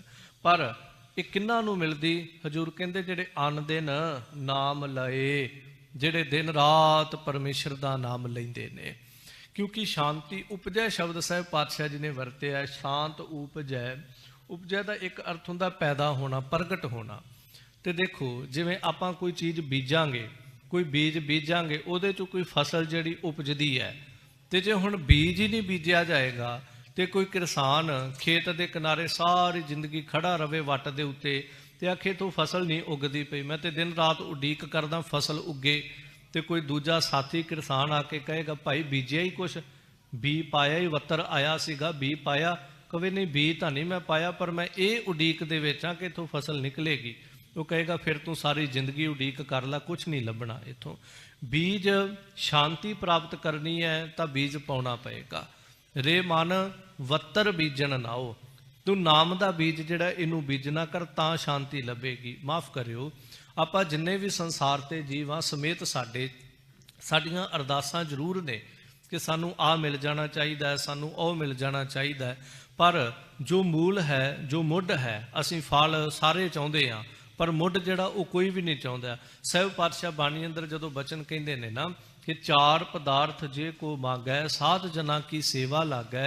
ਅਸੀਂ ਚਾਰ ਪਦਾਰਥ ਸਾਰੇ ਹੀ ਮੰਗਦੇ ਹਾਂ, ਪਰ ਸਤਿਪੁਰਖਾਂ ਦੀ, ਗੁਰੂ ਸਾਹਿਬ ਦੀ ਸੰਗਤ ਦੀ ਸੇਵਾ ਜਿਹੜੀ ਹੈ ਉਹਦੇ ਨਾਲ ਲੱਗਣਾ ਕੋਈ ਨਹੀਂ ਚਾਹੁੰਦਾ। ਚਾਰ ਪਦਾਰਥ ਸਾਰੀ ਮਨੁੱਖਤਾ ਹੀ ਚਾਹੁੰਦੀ ਹੈ। ਸੋ ਇਸ ਲਈ ਹਜ਼ੂਰ ਪਾਤਸ਼ਾਹ ਕਹਿੰਦੇ ਅਣ ਦਿਨ ਨਾਮ ਲਏ। ਜਿਹੜਾ ਦਿਨ ਰਾਤ ਨਾਮ ਲੈਂਦਾ ਉਹ ਗੁਰੂ ਨੂੰ ਮਿਲ ਪੈਂਦਾ। ਗੁਰੂ ਨੂੰ ਮਿਲਣ ਦੇ ਨਾਲ ਉਹਦੇ ਹਿਰਦੇ ਘਟ ਵਿੱਚ ਸ਼ਾਂਤੀ ਪੈਦਾ ਹੁੰਦੀ ਹੈ। ਤੇ ਜਦੋਂ ਸ਼ਾਂਤੀ ਇੱਕ ਅਸੀਂ ਕਿਸੇ ਦੀ ਆਤਮਿਕ ਸ਼ਾਂਤੀ ਦੀ ਗੱਲ ਕਰਦੇ ਹਾਂ, ਇੱਕ ਸ਼ਾਂਤੀ ਹੈ ਜਿਉਂਦੇ ਜੀ ਵਿਕਾਰਾਂ ਦੇ ਵੱਲੋਂ ਮਨ ਜਿਹੜਾ ਸ਼ਾਂਤ ਹੋ ਜਾਣਾ, ਜਿਉਂਦੇ ਜੀ ਇਹਨਾਂ ਇੰਦਰੀਆਂ ਨੇ ਸ਼ਾਂਤ ਹੋ ਜਾਣਾ। ਪਰ ਹਾਂ, ਸ਼ਾਂਤੀ ਇੱਕ ਉਹ ਵੀ ਹੁੰਦੀ ਹੈ ਜਿਵੇਂ ਬੁੱਢਾ ਬਘਿਆੜ ਹੋਵੇ, ਸ਼ਿਕਾਰ ਕਰਨ ਦੀ ਉਹਦੇ 'ਚ ਸਮਰੱਥਾ ਨਾ ਰਹਿ ਜੇ ਤੇ ਆਪਾਂ ਕਹਿ ਦਈਏ ਹੁਣੇ ਸ਼ਿਕਾਰੀ ਨਹੀਂ ਆ, ਭਾਵ ਹੁਣੇ ਮਾਸਾਹਾਰੀ ਨਹੀਂ ਰਹਿ ਗਿਆ। ਨਹੀਂ, ਉਹਦੀ ਬਿਰਤੀ ਅੱਜ ਵੀ ਸ਼ਿਕਾਰੀ ਵਾਲੀ ਹੈ। ਗੱਲ ਵੱਖਰੀ ਹੈ ਕਿ ਉਹਦੇ ਇੰਦਰੇ, ਉਹਦੇ ਸਰੀਰ ਦਾ ਬਲ ਸਾਥ ਨਹੀਂ ਦੇ ਰਿਹਾ। ਕਈ ਵਾਰ ਸੰਸਾਰ ਤੇ ਇਸ ਤਰ੍ਹਾਂ ਵੀ ਹੋ ਜਾਂਦਾ ਹੈ, ਕਿਸੇ ਮਨੁੱਖ ਦਾ ਦਾਅ ਨਾ ਲੱਗੇ ਤੇ ਆਪਾਂ ਕਹਿੰਦੇ ਬੜਾ ਸਾਧੂ ਹੈ। ਨਹੀਂ, ਅਸਲ ਦੇ ਵਿੱਚ ਉਹ ਕਿਸੇ ਸਮੇਂ ਦੀ ਤਾਕ ਵਿੱਚ ਹੈ। ਸਮਾਂ ਮਿਲੇਗਾ ਤੇ ਉਹ ਜ਼ਰੂਰ ਸ਼ਿਕਾਰ ਕਰ ਲਵੇਗਾ। ਇਸ ਕਰਕੇ ਜ਼ਰੂਰੀ ਨਹੀਂ ਕਿ ਜਿਹੜਾ ਸੰਸਾਰ ਦੇ ਵਿੱਚ ਆਪਣੇ ਆਪ ਨੂੰ ਦਬਾ ਕੇ ਤੁਰਦਾ ਪਿਆ ਹੋਵੇ ਆਪਾਂ ਉਹਨੂੰ ਸਾਧੂ ਮੰਨ ਲਈਏ, ਗੁਰਮੁਖ ਮੰਨ ਲਈਏ, ਜਾਂ ਕੋਈ ਪ੍ਰੇਮ ਵਾਲਾ, ਪਿਆਰ ਵਾਲਾ ਮੰਨ ਲਈਏ। ਨਹੀਂ, ਅਸਲ ਸ਼ਾਂਤੀ ਹੈ ਕਿ ਉਹਦੇ ਸਾਹਮਣੇ ਕੁਝ ਵੀ ਹੈ, ਭਾਵੇਂ ਉਹਦੇ ਸਾਹਮਣੇ ਮਾਇਆ ਆ ਗਈ ਹੈ, ਭਾਵੇਂ ਇਸਤਰੀ ਜਾਂ ਪੁਰਖ ਦਾ ਸਰੀਰ ਹੈ, ਭਾਵੇਂ ਉਹਦੇ ਅੱਗੇ ਧਨ ਹੈ, ਭਾਵੇਂ ਉਹਦੇ ਅੱਗੇ ਤਨ ਹੈ, ਪਰ ਦਾਰਾ ਸਾਰਾ ਕੁਛ ਹੀ ਸਾਹਿਬ ਜੀ ਨੇ ਬਾਣੀ ਅੰਦਰ ਗਿਣ ਕੇ ਕਿਹਾ ਹੈ ਸ਼ਾਂਤ ਉਪਜੈ। ਉਹਦੀ ਬਿਰਤੀ ਐਸੀ ਹੋ ਗਈ ਕਿ ਉਹਦੀ ਬਿਰਤੀ ਦੇ ਅੰਦਰ ਕੋਈ ਉਛਾਲਾ ਨਹੀਂ ਆਉਂਦਾ ਪਿਆ। ਤੇ ਮਹਾਰਾਜ ਇਹ ਅਵਸਥਾ ਕਿੰਨਾਂ ਦੀ? ਸਾਹਿਬ ਕਹਿੰਦੇ ਜਿਹੜੇ ਦਿਨ ਰਾਤ ਨਾਮ ਜਪਦੇ ਹਨ, ਨਾਮ ਨਾਲ ਜੁੜਨਾ ਕਰਦੇ ਹਨ। ਮੇਰੇ ਮਨ ਹਰ ਅੰਮ੍ਰਿਤ ਨਾਮ ਧਿਆਏ। ਸਾਹਿਬ ਕਹਿੰਦੇ ਮੇਰਿਆ ਮਨਾ, ਸੰਬੋਧਨ ਕੀਤਾ ਇੱਥੇ ਮਨ ਨੂੰ, ਤੂੰ ਪਤਾ ਕੀ ਕਰ, ਇਕਾਗਰ ਚਿੱਤ ਹੋ ਕਰਕੇ ਹਰ ਅੰਮ੍ਰਿਤ ਨਾਮ ਧਿਆਏ। ਉਸ ਹਰੀ ਪਰਮੇਸ਼ਰ ਦੇ ਅੰਮ੍ਰਿਤ ਰੂਪੀ ਨਾਮ ਨੂੰ ਜਿਹੜਾ ਧਿਆਉਣਾ ਕਰ। ਮਨ ਨੂੰ ਸੰਬੋਧਨ ਕੀਤਾ ਸਾਹਿਬ ਜੀ ਨੇ, ਕਿਉਂਕਿ ਮਨ ਦੀ ਸਾਰੀ ਖੇਡ ਹੈ। ਜਿੰਨਾ ਚਿਰ ਮਨ ਦੀ ਇਕਾਗਰਤਾ ਨਹੀਂ ਹੋਏਗੀ, ਇਹੋ ਮਨ ਸ਼ਕਤੀ, ਇਹੋ ਮਨ ਸੀਓ, ਇਹੋ ਮਨ ਪੰਚ ਤਤ ਕੋ ਜੀਓ, ਇਹ ਮਨ ਦੀਆਂ ਹੀ ਸਾਰੀਆਂ ਖੇਡਾਂ ਨੇ। ਦੇਖੋ, ਜਦੋਂ ਬਾਣੀ ਅੰਦਰ ਇੱਕ ਬਚਨ ਪੜ੍ਹੀਏ ਤਾਂ ਭਗਤ ਸਾਹਿਬਾਨ ਜੀ ਕਹਿੰਦੇ ਨੇ ਕਿ ਮਨ ਜਿਹੜਾ ਨਾ ਇਹ ਇਸ ਤਰ੍ਹਾਂ ਦੀ ਇੱਕ ਖੇਡ ਬਣਿਆ ਪਿਆ ਕਿ ਟਾਕਿਮ ਕੁੰਜੜੀਆਂ ਮਨਹੁ ਮਚਿੰਦੜੀਆਂ। ਇਹ ਮਨ ਜਦੋਂ ਖਿੰਡ ਪੁੰਡ ਗਿਆ, ਬਸ ਇਹਦੇ ਖਿੰਡਣ ਪੁੰਡਣ ਦੀ ਗੱਲ ਸੀ। ਅਸੀਂ ਪਰਮਾਤਮਾ ਤੋਂ ਇੰਨੇ ਕੁ ਦੂਰ ਨਿਕਲ ਗਏ, ਇੰਨੇ ਕੁ ਵੱਖ ਹੋ ਗਏ। ਪਰ ਜਦੋਂ ਇਹ ਮਨ ਜਿਹੜਾ ਇਕਾਗਰ ਹੋ ਗਿਆ ਤਾਂ ਵਿਦਵਾਨਾਂ ਦੀ ਇੱਕ ਛੋਟੀ ਜਿਹੀ ਦਾਸਤਾਂ ਹੁੰਦੀ ਹੈ, ਉਦਾਹਰਣ ਮਾਤਰ ਅਧਿਆਪਕ ਸਮਝਾਇਆ ਕਰਦੇ ਸੀ ਬਚਪਨ 'ਚ, ਤੁਸੀਂ ਵੀ ਦੇਖਿਆ ਹੋਏਗਾ ਕਿ ਇੱਕ ਛੋਟਾ ਜਿਹਾ ਸ਼ੀਸ਼ਾ ਹੈ। ਉਹ ਸ਼ੀਸ਼ਾ ਅਧਿਆਪਕ ਨੇ ਹੱਥ ਦੇ ਵਿੱਚ ਫੜਿਆ, ਖਾਸ ਕਿਸਮ ਦਾ ਲੈਂਸ ਸੀ, ਤੇ ਅਧਿਆਪਕ ਨੇ ਸਾਰੇ ਵਿਦਿਆਰਥੀਆਂ ਨੂੰ ਸਕੂਲ ਵਿੱਚ ਖੜੇ ਕਰਕੇ ਖੁੱਲ੍ਹੇ ਗਰਾਊਂਡ ਦੇ ਵਿੱਚ ਇੱਕ ਕਾਗਜ਼ ਪਕੜਿਆ ਤੇ ਉਸ ਕਾਗਜ਼ ਦੇ ਉੱਤੇ ਛੋਟਾ ਜਿਹਾ ਸ਼ੀਸ਼ਾ ਜਿਹੜਾ ਖਾਸ ਕਿਸਮ ਦਾ ਗਲਾਸ ਸੀਗਾ ਉਹ ਪਕੜਿਆ ਤੇ ਸੂਰਜ ਦੇ ਐਨ ਸਾਹਮਣੇ ਕਰਕੇ ਉਹਨੂੰ ਥੋੜਾ ਜਿਹਾ ਟੇਢਾ ਕਰਕੇ ਤੇ ਇਸ ਤਰ੍ਹਾਂ ਉਸ ਕਾਗਜ਼ ਦੇ ਉੱਤੇ ਉਹਦੀ ਲਾਈਟ ਪਾਈ, ਉਸ ਕਾਗਜ਼ ਦੇ ਉੱਤੇ ਉਸ ਕਿਰਨ ਨੂੰ ਪਾਇਆ ਕਿ ਦੇਖਦਿਆਂ ਦੇਖਦਿਆਂ ਉਸ ਸਖਤ ਕਾਗਜ਼ ਦੇ ਵਿੱਚ ਵੀ ਅੱਗ ਲੱਗ ਗਈ, ਧੂੰਆਂ ਨਿਕਲਣ ਲੱਗਿਆ ਉਹਦੇ ਵਿੱਚੋਂ। ਹੁਣ ਵਿਦਿਆਰਥੀ ਪੁੱਛਦੇ ਨੇ ਕੀ ਹੈ, ਤਾਂ ਅਧਿਆਪਕ ਇਹ ਕਹਿੰਦਾ ਮੈਂ ਤੁਹਾਨੂੰ ਕੁਝ ਸਮਝਾਉਣਾ ਚਾਹੁੰਦਾ, ਸਮਝ ਆ ਗਈ? ਉਹ ਕਹਿੰਦੇ ਹਾਂ ਸਮਝ ਆ ਗਈ ਵੀ ਤੂੰ ਸ਼ੀਸ਼ਾ ਇੰਜ ਕੀਤਾ ਤੇ ਕਾਗਜ਼ ਨੂੰ ਅੱਗ ਲੱਗ ਗਈ। ਉਹ ਕਹਿੰਦਾ ਨਹੀਂ ਮੂਰਖੋ, ਮੈਂ ਤੁਹਾਨੂੰ ਇਹ ਨਹੀਂ ਸਮਝਾਉਣਾ ਚਾਹੁੰਦਾ, ਮੈਂ ਤੁਹਾਨੂੰ ਇਹ ਸਮਝਾਉਣਾ ਚਾਹੁੰਦਾ ਕਿ ਸੂਰਜ ਤੋਂ ਜਦੋਂ ਕਿਰਨਾਂ ਨਿਕਲੀਆਂ ਉਹ ਇਕੱਠੀਆਂ ਸੀ, ਉਹਨਾਂ ਵਿੱਚ ਬੜਾ ਤੇਜ ਸੀ, ਬੜਾ ਬਲ ਸੀ, ਪਰ ਜਦੋਂ ਇਹੀ ਸੂਰਜ ਦੀਆਂ ਕਿਰਨਾਂ ਜਿਹੜੀਆਂ ਖਿੰਡ ਗਈਆਂ, ਅਲੱਗ-ਅਲੱਗ ਹੋ ਗਈਆਂ। ਹੁਣ ਸੰਸਾਰ ਤੇ ਬੜਾ ਕੁਝ ਖੁੱਲ੍ਹੇ ਆਸਮਾਨ ਥੱਲੇ ਪਿਆ ਹੈ, ਇੱਥੇ ਕੱਖ ਵੀ ਪਏ ਨੇ, ਪਰਾਲੀ ਵੀ ਪਈ ਹੈ, ਇੱਥੋਂ ਤੱਕ ਤੁਸੀਂ ਪੈਟਰੋਲ ਨੂੰ ਵੀ ਖੁੱਲ੍ਹਾ ਰੱਖ ਦਿਓ, ਉਹਨੂੰ ਵੀ ਕਦੀ ਆਪਣੇ ਆਪ ਛੇਤੀ ਅੱਗ ਨਹੀਂ ਲੱਗਦੀ। ਬੜੇ ਜਲਨਸ਼ੀਲ ਪਦਾਰਥ ਪਏ ਨੇ, ਲੱਕੜ ਪਈ ਹੈ, ਹੋਰ ਬੜਾ ਕੁਝ ਪਿਆ, ਘਾਹ ਫੂਸ ਬਿਲਕੁਲ ਸੁੱਕਾ ਘਾਹ ਪਿਆ, ਪਰ ਨਹੀਂ ਕਦੀ ਅੱਗ ਲੱਗਦੀ ਪਈ। ਕਿੰਨੀ ਵੀ ਧੁੱਪ ਚੜ੍ਹਦੀ ਪਈ ਹੋਵੇ, ਜੇਠ ਹਾੜ ਦੀਆਂ ਧੁੱਪਾਂ ਦੇ ਨਾਲ ਵੀ ਕਦੀ ਸੂਰਜ ਦੇ ਨਾਲ ਆਪਣੇ ਆਪ ਕਿਸੇ ਕਾਗਜ਼ ਨੂੰ ਅੱਗ ਨਹੀਂ ਲੱਗੀ। ਕਾਰਨ ਇਹ ਹੈ ਕਿ ਸੂਰਜ ਤੋਂ ਜਦੋਂ ਕਿਰਨਾਂ ਨਿਕਲੀਆਂ ਨੇ ਬੜੀਆਂ ਤਾਕਤਵਰ ਸਨ, ਪਰ ਜਦੋਂ ਖਿੰਡ ਗਈਆਂ ਇੱਕ ਦੂਜੀ ਦਾ ਸਾਥ ਛੱਡ ਦਿੱਤਾ, ਹੁਣ ਇਹਨਾਂ ਦੀ ਤਾਕਤ ਜਿਹੜੀ ਖਤਮ ਹੋ ਗਈ। ਉਸ ਸ਼ੀਸ਼ੇ ਨੇ ਕੀ ਕੀਤਾ, ਇਹਨਾਂ ਸਾਰੀਆਂ ਕਿਰਨਾਂ ਨੂੰ ਇੱਕ ਜਗ੍ਹਾ ਇਕੱਠਿਆਂ ਕਰਕੇ ਇੱਕ ਸਿੱਧੀ ਕਿਰਨ ਬਣਾ ਕੇ ਕਾਗਜ਼ ਦੇ ਉੱਤੇ ਪਾਈ। ਦੇਖਦਿਆਂ ਦੇਖਦਿਆਂ ਉਸ ਮੋਟੇ ਕਾਪੀ ਦੇ ਕਾਗਜ਼ ਨੂੰ ਵੀ ਅੱਗ ਲੱਗ ਗਈ।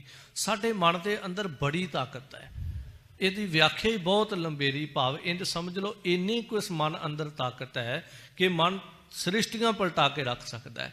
ਪਰ ਦੁੱਖ ਇਸ ਗੱਲ ਦਾ ਹੈ ਕਿ ਮਨ ਦੀਆਂ ਸਾਰੀਆਂ ਅਵਸਥਾ ਜਿਹੜੀਆਂ ਨੇ ਉਹ ਖਿੰਡੀਆਂ ਪਈਆਂ ਨੇ। ਜਿਨ੍ਹਾਂ ਦੇ ਮਨ ਜਿਹੜੇ ਇਕਾਗਰ ਹੋ ਜਾਂਦੇ ਨੇ, ਇੰਜ ਕਹਿ ਰਿਹਾ ਕਿ ਜਿਨ੍ਹਾਂ ਦੇ ਮਨੋ ਬਿਰਤੀਆਂ ਜਿਹੜੀਆਂ ਨੇ, ਜਦੋਂ ਆਪਾਂ ਕਹਿੰਦੇ ਨਾ ਮਨ ਬਿਰਤੀਆਂ, ਕਦੀ ਇਹ ਨਹੀਂ ਕਹਿੰਦੇ ਮਨ ਬਿਰਤੀ, ਇੱਕ ਬਿਰਤੀ ਨਹੀਂ ਸਾਡੇ ਮਨ ਦੀ, ਬੜੀਆਂ ਬਿਰਤੀਆਂ ਨੇ, ਤੇ ਸਾਰੀਆਂ ਬਿਰਤੀਆਂ ਦੇ ਵਿੱਚ ਹੀ ਅਲੱਗ-ਅਲੱਗ ਆਪਣਾ ਆਪਣਾ ਹਿੱਸਾ ਤਾਕਤ ਹੈ। ਜਿਵੇਂ ਇੰਜ ਕਹਿ ਲਓ ਕਿ ਇੱਕ ਬੜਾ ਧਨ ਹੈ ਇੱਕ ਬਜ਼ੁਰਗ ਦੇ ਕੋਲ, ਉਹਦੇ 4 5 7 ਪੁੱਤਰ ਨੇ, ਉਹਨੇ ਸਾਰਿਆਂ ਨੂੰ ਵੰਡ ਦਿੱਤਾ। ਭਾਵੇਂ ਧਨ ਓਨਾ ਹੀ ਹੈ, ਜਿਵੇਂ ਤੁਸੀਂ 100 ਰੁਪਈਆ ਉਹ 5 ਬੰਦਿਆਂ 'ਚ ਵੰਡ ਦਿਓ, ਉਹਨਾਂ ਨੂੰ ਇੱਕ ਜਗ੍ਹਾ ਤੇ ਖੜੇ ਕਰ ਦਿਓ, ਹੈ ਤਾਂ 100 ਇੱਕੋ ਜਗ੍ਹਾ ਤੇ ਹੀ ਹੈ ਪਰ ਅਲੱਗ-ਅਲੱਗ ਹੈ। ਇੱਕ ਦੇ ਕੋਲ 20 ਹੈ, ਦੂਜੇ ਦੇ ਕੋਲ ਵੀ 20 ਹੈਗਾ, ਇੱਕੋ ਜਗ੍ਹਾ ਤੇ ਹੀ 100 ਰੁਪਈਆ ਪਰ ਹੈ ਸਾਰਿਆਂ ਦੇ ਕੋਲ 20 ਰੁਪਈਏ ਦੇ ਰੂਪ ਵਿੱਚ ਹੈ। ਉਹੀ ਤੁਸੀਂ 100 ਇੱਕ ਦੀ ਜੇਬ ਵਿੱਚ ਪਾ ਦਿਓ, ਫਿਰ ਇੱਕੋ ਬੰਦੇ ਕੋਲ 100 ਹੈ। ਇਸੇ ਤਰ੍ਹਾਂ ਸਾਡੇ ਮਨ ਦੀ ਜਿਹੜੀ ਤਾਕਤ ਹੈ ਨਾ, ਅੱਖਾਂ ਦੇ ਕੋਲ ਆਪਣਾ ਹਿੱਸਾ ਚਲਾ ਗਿਆ, ਇੰਦਰੇ ਜਿਹੜੇ ਨੇ ਕੰਨ ਆਪਣਾ ਹਿੱਸਾ ਖਿੱਚੀ ਫਿਰਦੇ ਨੇ, ਹੈ ਸਾਡੇ ਸਰੀਰ ਵਿੱਚ ਹੀ ਹੈ ਸਾਰੀ ਤਾਕਤ। ਇਹ ਨਹੀਂ ਕਿ ਮਨ ਦੀ ਤਾਕਤ ਕਿਤੇ ਬਾਹਰ ਚਲੀ ਗਈ, ਕਿਸੇ ਦੂਜੇ ਕੋਲ ਚਲੀ ਗਈ। ਬਸ ਫਰਕ ਇੰਨਾ ਕੁ ਪੈ ਗਿਆ, ਜਿਵੇਂ ਇੱਕੋ ਘਰ ਵਿੱਚ ਰਹਿੰਦੇ ਹੋਏ ਪਰਿਵਾਰ ਦੇ ਜੀਆਂ 'ਚ ਸਾਰਾ ਕੁਝ ਵੰਡਿਆ ਪਿਆ, ਕੰਨਾਂ ਨੇ ਆਪਣੀ ਪਾਵਰ ਫੜੀ ਹੋਈ ਹੈ, ਅੱਖਾਂ ਕੋਲ ਆਪਣੀ ਚਲੀ ਗਈ। ਇਹ ਮਨ ਜਿਹੜਾ ਇਸ ਤਰ੍ਹਾਂ ਵੱਖ-ਵੱਖ ਹਿੱਸਿਆਂ ਦੇ ਵਿੱਚ ਜਿਹੜਾ ਵੰਡਿਆ ਗਿਆ, ਇਹਦੀ ਤਾਕਤ ਘਟ ਗਈ ਹੈ। ਤਾਂ ਸਾਹਿਬ ਪਾਤਸ਼ਾਹ ਜੀ ਕਹਿੰਦੇ ਮੇਰੇ ਮਨ ਮੇਰਿਆ ਮਨਾ, ਮਨ ਨੂੰ ਤਾਂ ਸੰਬੋਧਨ ਕਰਦੇ ਪਏ ਨੇ ਕਿਉਂਕਿ ਇਹ ਬੜਾ ਬਲਸ਼ਾਲੀ ਹੈ। ਹਰ ਅੰਮ੍ਰਿਤ ਨਾਮ ਧਿਆਏ ਮੇਰਿਆ ਮਨਾ, ਤੋ ਉਸ ਹਰੀ ਪਰਮੇਸ਼ਰ ਦਾ ਅੰਮ੍ਰਿਤ ਰੂਪੀ ਨਾਮ ਜਿਹੜਾ ਹੈ ਇਹਨੂੰ ਧਿਆਉਣਾ ਕਰ। ਸਤਿਗੁਰ ਪੁਰਖ ਮਿਲੈ ਨਾਉ ਪਾਈਐ, ਹਰ ਨਾਮੇ ਸਦਾ ਸਮਾਏ। ਤੇ ਸਭ ਕਹਿੰਦੇ ਜਿਨ੍ਹਾਂ ਨੂੰ ਪੂਰਨ ਪੁਰਖ ਸਤਿਗੁਰੂ ਅਕਾਲ ਪੁਰਖ ਪਰਮੇਸ਼ਰ ਸਰਗੁਣ ਸਰੂਪ ਅੰਦਰ ਮਿਲ ਪੈਂਦਾ, ਨਾਉ ਪਾਈਐ, ਉਹ ਨਾਮ ਨੂੰ ਪ੍ਰਾਪਤ ਕਰਦੇ ਹਨ ਕਿਉਂਕਿ ਗੁਰੂ ਕੋਲੇ ਸਮਰੱਥਾ ਹੈ, ਗੁਰੂ ਨਾਮ ਦ੍ਰਿੜ ਕਰਵਾਉਂਦਾ ਹੈ। ਤੇ ਕਈ ਦਫਾ ਬੇਨਤੀ ਕਰਦੇ ਕਿ ਦੇਖੋ ਆਪਣੇ ਆਪ ਕੋਈ ਜਿੰਨੀਆਂ ਮਰਜ਼ੀ ਕਿਤਾਬਾਂ ਪੜ੍ਹ ਲੇ, ਪਰ ਜੇ ਉਹਨੇ ਕੋਈ ਡਿਗਰੀ ਲੈਣੀ ਹੈ, ਚਲੋ ਅੱਜ ਦਾ ਸਮਾਜ ਜ਼ਮਾਨਾ ਕੁਝ ਹੋਰ ਹੈ ਕਿ ਕਈ ਵਾਰ ਕਿਸੇ ਨੇ ਸਕੂਲ ਦਾ ਮੂੰਹ ਵੀ ਨਹੀਂ ਵੇਖਿਆ ਹੁੰਦਾ, ਉਹਨੂੰ ਵੀ ਵੱਡੀਆਂ ਵੱਡੀਆਂ ਡਿਗਰੀਆਂ ਮਿਲ ਜਾਂਦੀਆਂ, ਪਰ ਫਿਰ ਵੀ ਕਿਤੇ ਨਾ ਕਿਤੇ ਕਿਸੇ ਕਾਲਜ ਦੇ ਦੁਆਰਾ, ਕਿਸੇ ਸਕੂਲ ਦੇ ਦੁਆਰਾ ਹੀ ਡਿਗਰੀ ਲੈਣੀ ਪਏਗੀ ਨਾ। ਭਾਵੇਂ ਉਹਨੇ ਜਾਲੀ ਲਈ ਹੋਵੇ, ਪਰ ਇਹ ਤਾਂ ਪੁੱਛਿਆ ਜਾਂਦਾ ਵੀ ਕਿਹੜੇ ਕਾਲਜ ਦਾ ਸਰਟੀਫਿਕੇਟ, ਉਹ ਆਖੇਗਾ ਫਲਾਣੇ ਕਾਲਜ ਦਾ, ਯੂਨੀਵਰਸਿਟੀ ਦਾ ਸਰਟੀਫਿਕੇਟ। ਇਹਦਾ ਮਤਲਬ ਕਿਤੇ ਨਾ ਕਿਤੇ ਤੈਨੂੰ ਇੱਧਰੋਂ ਉੱਧਰੋਂ ਹੋ ਕੇ ਜੁੜਨਾ ਪੈਂਦਾ ਹੈ। ਤਾਂ ਜੇ ਕੋਈ ਆਪ ਮੁਹਾਰੇ ਕਵੇ ਕਿ ਮੈਨੂੰ ਆਪੇ ਗਿਆਨ ਪ੍ਰਾਪਤ ਹੋ ਜਾਏ, ਇਹ ਨਹੀਂ ਹੋ ਸਕਦਾ। ਅਧਿਆਤਮਿਕ ਦੁਨੀਆ 'ਚ ਹੇਰ ਫੇਰ ਨਹੀਂ ਹੁੰਦਾ, ਸੰਸਾਰਕ ਦੁਨੀਆ 'ਚ ਹੈਗਾ ਹੈ। ਤਾਂ ਹਜ਼ੂਰ ਪਾਤਸ਼ਾਹ ਤਾਂ ਕਹਿੰਦੇ ਨੇ ਸਤਿਗੁਰ ਪੁਰਖ ਮਿਲੈ ਨਾਉ ਪਾਈਐ, ਕਿ ਤੂੰ ਆਪ ਜਿੰਨੀ ਮਰਜ਼ੀ ਕੋਸ਼ਿਸ਼ ਕਰ ਲਾ, ਪਰ ਜੇ ਤੈਨੂੰ ਅਸਲ ਵਿੱਚ ਕੋਈ ਉੱਚ ਅਵਸਥਾ ਦਾ ਅਹੁਦਾ ਅੰਦਰਲਾ ਕੋਈ ਡਿਗਰੀ ਚਾਹੀਦੀ ਹੈ, ਜੇ ਤੈਨੂੰ ਅਸਲ ਨਾਮ ਦੀ ਪ੍ਰਾਪਤੀ ਚਾਹੀਦੀ ਹੈ, ਤਾਂ ਭਾਈ ਤੈਨੂੰ ਪੂਰੇ ਗੁਰੂ ਨਾਲ ਜੁੜਨਾ ਪਏਗਾ। ਪੂਰਾ ਗੁਰੂ ਜਦੋਂ ਮਿਲੇਗਾ ਨਾਮ ਪ੍ਰਾਪਤ ਹੋਏਗਾ, ਤੇ ਜਿਹਨੂੰ ਪ੍ਰਾਪਤ ਹੋ ਗਿਆ ਹਰ ਨਾਮੇ ਸਦਾ ਸਮਾਏ, ਉਹ ਸਦਾ ਫਿਰ ਹਰੀ ਪਰਮੇਸ਼ਰ ਦੇ ਨਾਮ ਅੰਦਰ ਸਮਾ ਜਾਂਦਾ ਹੈ। ਇੰਦ ਸਾਹਿਬ ਕਹਿੰਦੇ ਉਹਦੇ ਨਾਮ ਅੰਦਰ ਸਮਾ ਜਾਈਦਾ ਹੈ। ਤੇ ਸਮਾ ਜਾਈਦਾ ਭਾਵ ਹੱਥ ਪਾਉ ਕਰ ਕਾਮ ਸਭ ਚੀਤ ਨਿਰੰਜਨ ਨਾਲ, ਉਹ ਅਵਸਥਾ ਕਰਕੇ, ਉਹ ਸੁਰਤ ਕਰਕੇ, ਸਾਰੇ ਕੰਮ ਕਰਦਿਆਂ ਹੋਇਆਂ ਵੀ ਸੁਰਤ ਕਰਕੇ ਪਰਮੇਸ਼ਰ ਦੇ ਅੰਦਰ ਸਮਾ ਜਾਂਦਾ ਹੈ। ਰਹਾਉ ਠਹਿਰਾਓ ਦੇ ਕਰਕੇ, ਵਿਸ਼ਰਾਮ ਦੇ ਕਰਕੇ ਫਿਰ ਸਾਹਿਬ ਅਸੀਸ ਬਖਸ਼ਦੇ ਹਨ। ਮਨ ਮੁਖ ਸਦਾ ਵਿਛੜੇ ਫਿਰੇ, ਕੋਈ ਨ ਕਿਸਹੀ ਨਾਲ। ਸਭ ਕਹਿੰਦੇ ਮਨਮੁਖਾਂ ਦੀ ਦਾਸਤਾਂ ਇਹ ਹੈ ਕਿ ਮਨਮੁਖ ਸਦਾ ਵਿਛੜੇ ਫਿਰੇ, ਉਹ ਸਦਾ ਹੀ ਵਿਛੜੇ ਰਹਿੰਦੇ ਨੇ, ਕੋਈ ਨਾ ਕਿਸੇ ਹੀ ਨਾਲ, ਕੋਈ ਕਿਸੇ ਦੇ ਨਾਲ ਨਹੀਂ ਹੈ। ਭਾਵ ਜਿਹੜਾ ਮਨਮੁਖ ਹੈ ਨਾ, ਉਹ ਪਰਮਾਤਮਾ ਨਾਲੋਂ ਤੇ ਵਿਛੜੇ ਹੀ ਵਿਛੜਿਆ, ਉਹ ਸੰਸਾਰ ਨਾਲੋਂ ਵੀ ਟੁੱਟਿਆ ਹੋਇਆ। ਆਪਾਂ ਕਹਾਂਗੇ ਨਹੀਂ ਜੀ, ਸੰਸਾਰ ਤੇ ਤਾਂ ਅਸੀਂ ਮਨਮੁਖਾਂ ਨੂੰ ਵੇਖਿਆ, ਉਹਨਾਂ ਦੇ ਤੇ ਗਰੁੱਪ ਹੀ ਬੜੇ ਵੱਡੇ ਨੇ, ਉਹਨਾਂ ਦੇ ਤੇ ਝੁੰਡ ਬੜੇ ਵੱਡੇ ਨੇ, ਉਹਨਾਂ ਦੇ ਤੇ ਅੱਗੇ ਪਿੱਛੇ ਦੁਨੀਆ ਹੀ ਬੜੀ ਵੱਡੀ ਹੈ।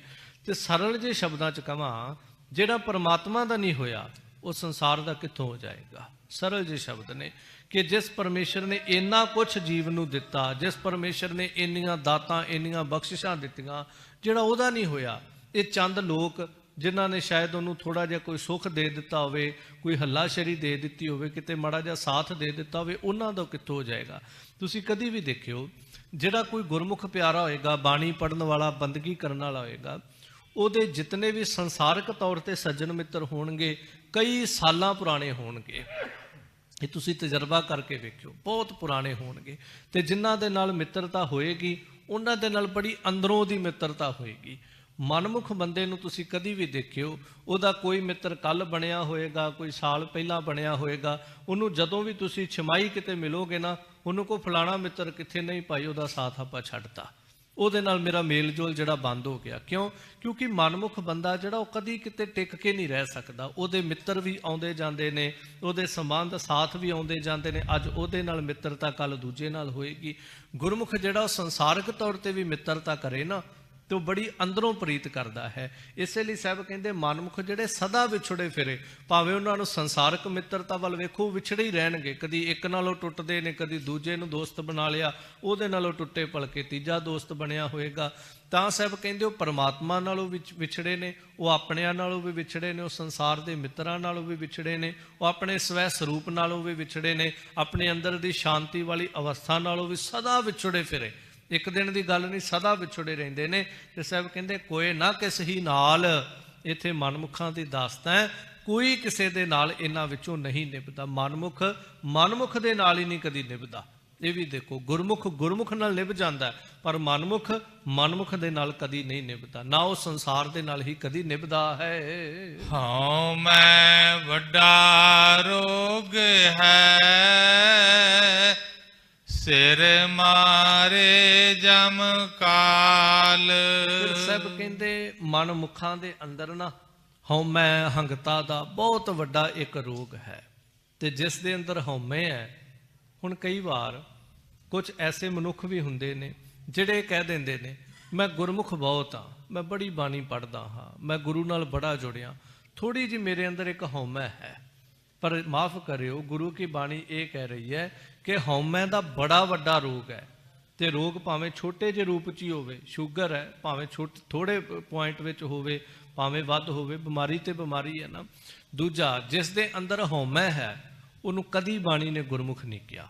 ਅਸੀਂ ਆਪਣੇ ਆਪ ਕਹਿ ਲਈਏ ਫਲਾਣਾ ਬੜਾ ਗੁਰਮੁਖ ਹੈ, ਥੋੜੀ ਜਿਹੀ ਉਹਦੇ 'ਚ ਹੰਕਾਰ ਹੈ, ਥੋੜਾ ਜਿਹਾ, ਜਾਂ ਆਪ ਹੀ ਕਈ ਵਾਰ ਆਪੋ ਧਾਪੀ ਅਸੀਂ ਬਣ ਜਾਂਦੇ, ਮੇਰੇ 'ਚ ਮਾੜਾ ਜਿਹਾ ਹੰਕਾਰ ਹੈ, ਬਾਕੀ ਮੈਂ ਸਾਰੇ ਪਾਸੋਂ ਠੀਕ ਹਾਂ।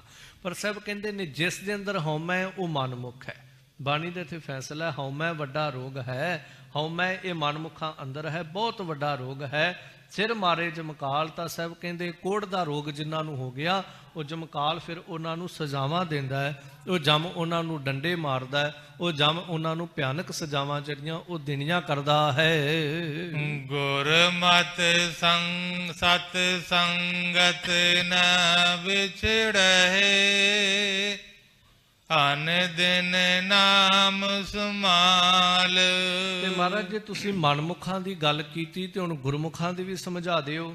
ਤੇ ਸਾਹਿਬ ਕਹਿੰਦੇ ਜਿਹੜੇ ਗੁਰਮਤ, ਗੁਰੂ ਦੀ ਸਿੱਖਿਆ ਨੂੰ ਧਾਰਨ ਕਰਨ ਵਾਲੇ ਜਿਹੜੇ ਗੁਰਮੁਖ ਹਨ, ਗੁਰਮਤੀਏ ਹਨ, ਜਿਹੜੇ ਸਤ ਸੰਗਤ ਨਾ ਵਿਛੜਾ ਹੈ, ਉਹ ਕਦੀ ਸਤ ਸੰਗਤ ਨਾਲੋਂ ਵਿਛੜਦੇ ਨਹੀਂ ਹਨ। ਉਹ ਸਦਾ ਚਾਹੁੰਦੇ ਨੇ ਸਤ ਸੰਗਤ ਮਿਲ ਜਾਏ। ਉਹਨਾਂ ਦੇ ਅੰਦਰ ਇੱਕੋ ਹੀ ਲਾਲਚ ਹੈ, ਉਹਨਾਂ ਦੇ ਅੰਦਰ ਇੱਕੋ ਹੀ ਬਿਰਤੀ ਹੈ। ਜਿਵੇਂ ਆਪਾਂ ਨੂੰ ਹੁੰਦਾ ਹੈ ਕਿ ਇਧਰੋਂ ਦਾ ਲੱਗ ਜੇ, ਉਧਰੋਂ ਦਾ ਲੱਗ ਜੇ, ਉਹਨਾਂ ਅੰਦਰ ਇੰਨਾ ਹੀ ਹੁੰਦਾ ਹੈ ਕਿ ਬਸ ਕਿਵੇਂ ਨਾ ਕਿਵੇਂ ਸਮਾਂ ਲੱਗ ਜੇ, ਮੈਂ 2 ਘੜੀਆਂ ਸਤਸੰਗ 'ਚ ਜਾ ਕੇ ਬਹਿ ਜਾਵਾਂ। ਉਹਨਾਂ ਨੂੰ ਜਦੋਂ ਸਮਾਂ ਲੱਗੇ, ਘਰ ਦੇ ਵਿੱਚ ਸਮਾਂ ਲੱਗੇ, ਉਸੇ ਵੇਲੇ ਉਹ ਬਾਣੀ ਪੜ੍ਹਨ ਲੱਗ ਜਾਂਦੇ ਨੇ। ਸਮਾਂ ਲੱਗੇ ਉਸੇ ਵੇਲੇ ਗੁਰੂ ਘਰ ਆ ਜਾਂਦੇ, ਗੁਰੂ ਕੋਲ ਆ ਕੇ ਬਹਿ ਜਾਂਦੇ। ਉਹ ਆਪਣਾ ਸਮਾਂ ਜਿਹੜਾ ਅਜਾਈ ਨਹੀਂ ਗਵਾਉਂਦੇ। ਆਪਾਂ ਨੂੰ ਮਾੜਾ ਜਿਹਾ ਸਮਾਂ ਲੱਗੇ, ਆਪਾਂ ਕਹਿੰਦੇ ਚੱਲ ਆਹ ਕੰਮ ਕਰ ਲਈਏ, ਇਧਰੋਂ ਧਨ ਕਮਾ ਲਈਏ, ਉਧਰੋਂ ਕਮਾ ਲਈਏ, ਜਾਂ ਫਲਾਣੇ ਨਾਲ ਗੱਲਾਂ ਬਾਤਾਂ ਕਰ ਲਈਏ, ਮੋਬਾਈਲ ਤੇ ਟਾਈਮ ਪਾਸ ਕਰ ਲਈਏ। ਪਰ ਨਹੀਂ, ਉਹ ਤਾਂ ਭਾਲਦੇ ਨੇ ਸਮਾਂ ਲੱਗੇ ਮੈਂ ਆਪਣੇ ਗੁਰੂ ਦਾ ਸਾਥ ਕਰ ਲਵਾਂ, ਗੁਰੂ ਦੀ ਸੰਗਤ ਕਰ ਲਵਾਂ, ਮੈਂ ਸਤ ਸੰਗਤ ਵਿੱਚ ਜਾ ਕੇ ਬਹਿ ਜਾਵਾਂ। ਉਹ ਕਦੀ ਵੀ ਸਤ ਸੰਗਤ ਦੇ ਨਾਲੋਂ ਵਿਛੜਨਾ ਨਹੀਂ ਚਾਹੁੰਦੇ ਹਨ। ਤੇ ਕੀ ਕਰਦੇ ਨੇ ਸੰਗਤ ਵਿੱਚ ਆ ਕੇ? ਅਨ ਦਿਨ ਨਾਮ ਸੰਭਾਲ, ਉਹ ਸਦਾ ਗੁਰੂ ਨੂੰ ਯਾਦ ਕਰਦੇ ਨੇ। ਮਾਫ ਕਰਿਓ, ਐਸੇ ਵੀ ਸੰਸਾਰ ਤੇ ਸਰੀਰ ਵੇਖੇ ਨੇ ਜਿਹੜੇ ਸਰੀਰ ਕਰਕੇ, ਪਹਿਲੀਆਂ ਦਾਸਤਾਨਾਂ ਤਾਂ ਇਹ ਹੁੰਦੀਆਂ ਸੀ ਨਾ ਵੀ ਬੰਦਾ ਸਰੀਰ ਕਰਕੇ ਬੈਠਾ ਹੈ ਤੇ ਚਲੋ ਕੋਸ਼ਿਸ਼ ਤੇ ਕਰ ਰਿਹਾ, ਮਨ ਨਹੀਂ ਟਿਕਦਾ, ਉਹ ਵੱਖਰੀ ਗੱਲ ਹੈ। ਪਰ ਸੰਗਤ ਵਿੱਚ ਬੈਠਾ ਮਨੁੱਖ ਵੀ ਕੋਸ਼ਿਸ਼ ਕਰ ਰਿਹਾ ਹੁੰਦਾ ਸੀ ਕਿ ਮਨ ਟਿਕ ਜੇ, ਮੈਂ ਧਿਆਨ ਨਾਲ ਕਥਾ ਕੀਰਤਨ ਬਾਣੀ ਸੁਣ ਲਵਾਂ। ਇੱਕ ਤਾਂ ਹੁੰਦਾ ਸੀ ਵੀ ਅਸੀਂ ਕੋਸ਼ਿਸ਼ ਕਰਦੇ ਹਾਂ, ਚਲੋ ਮਨ ਨਹੀਂ ਟਿਕਦਾ ਪਿਆ, ਉਹ ਅੱਗੇ ਵੱਖਰੀ ਗੱਲ ਹੈ।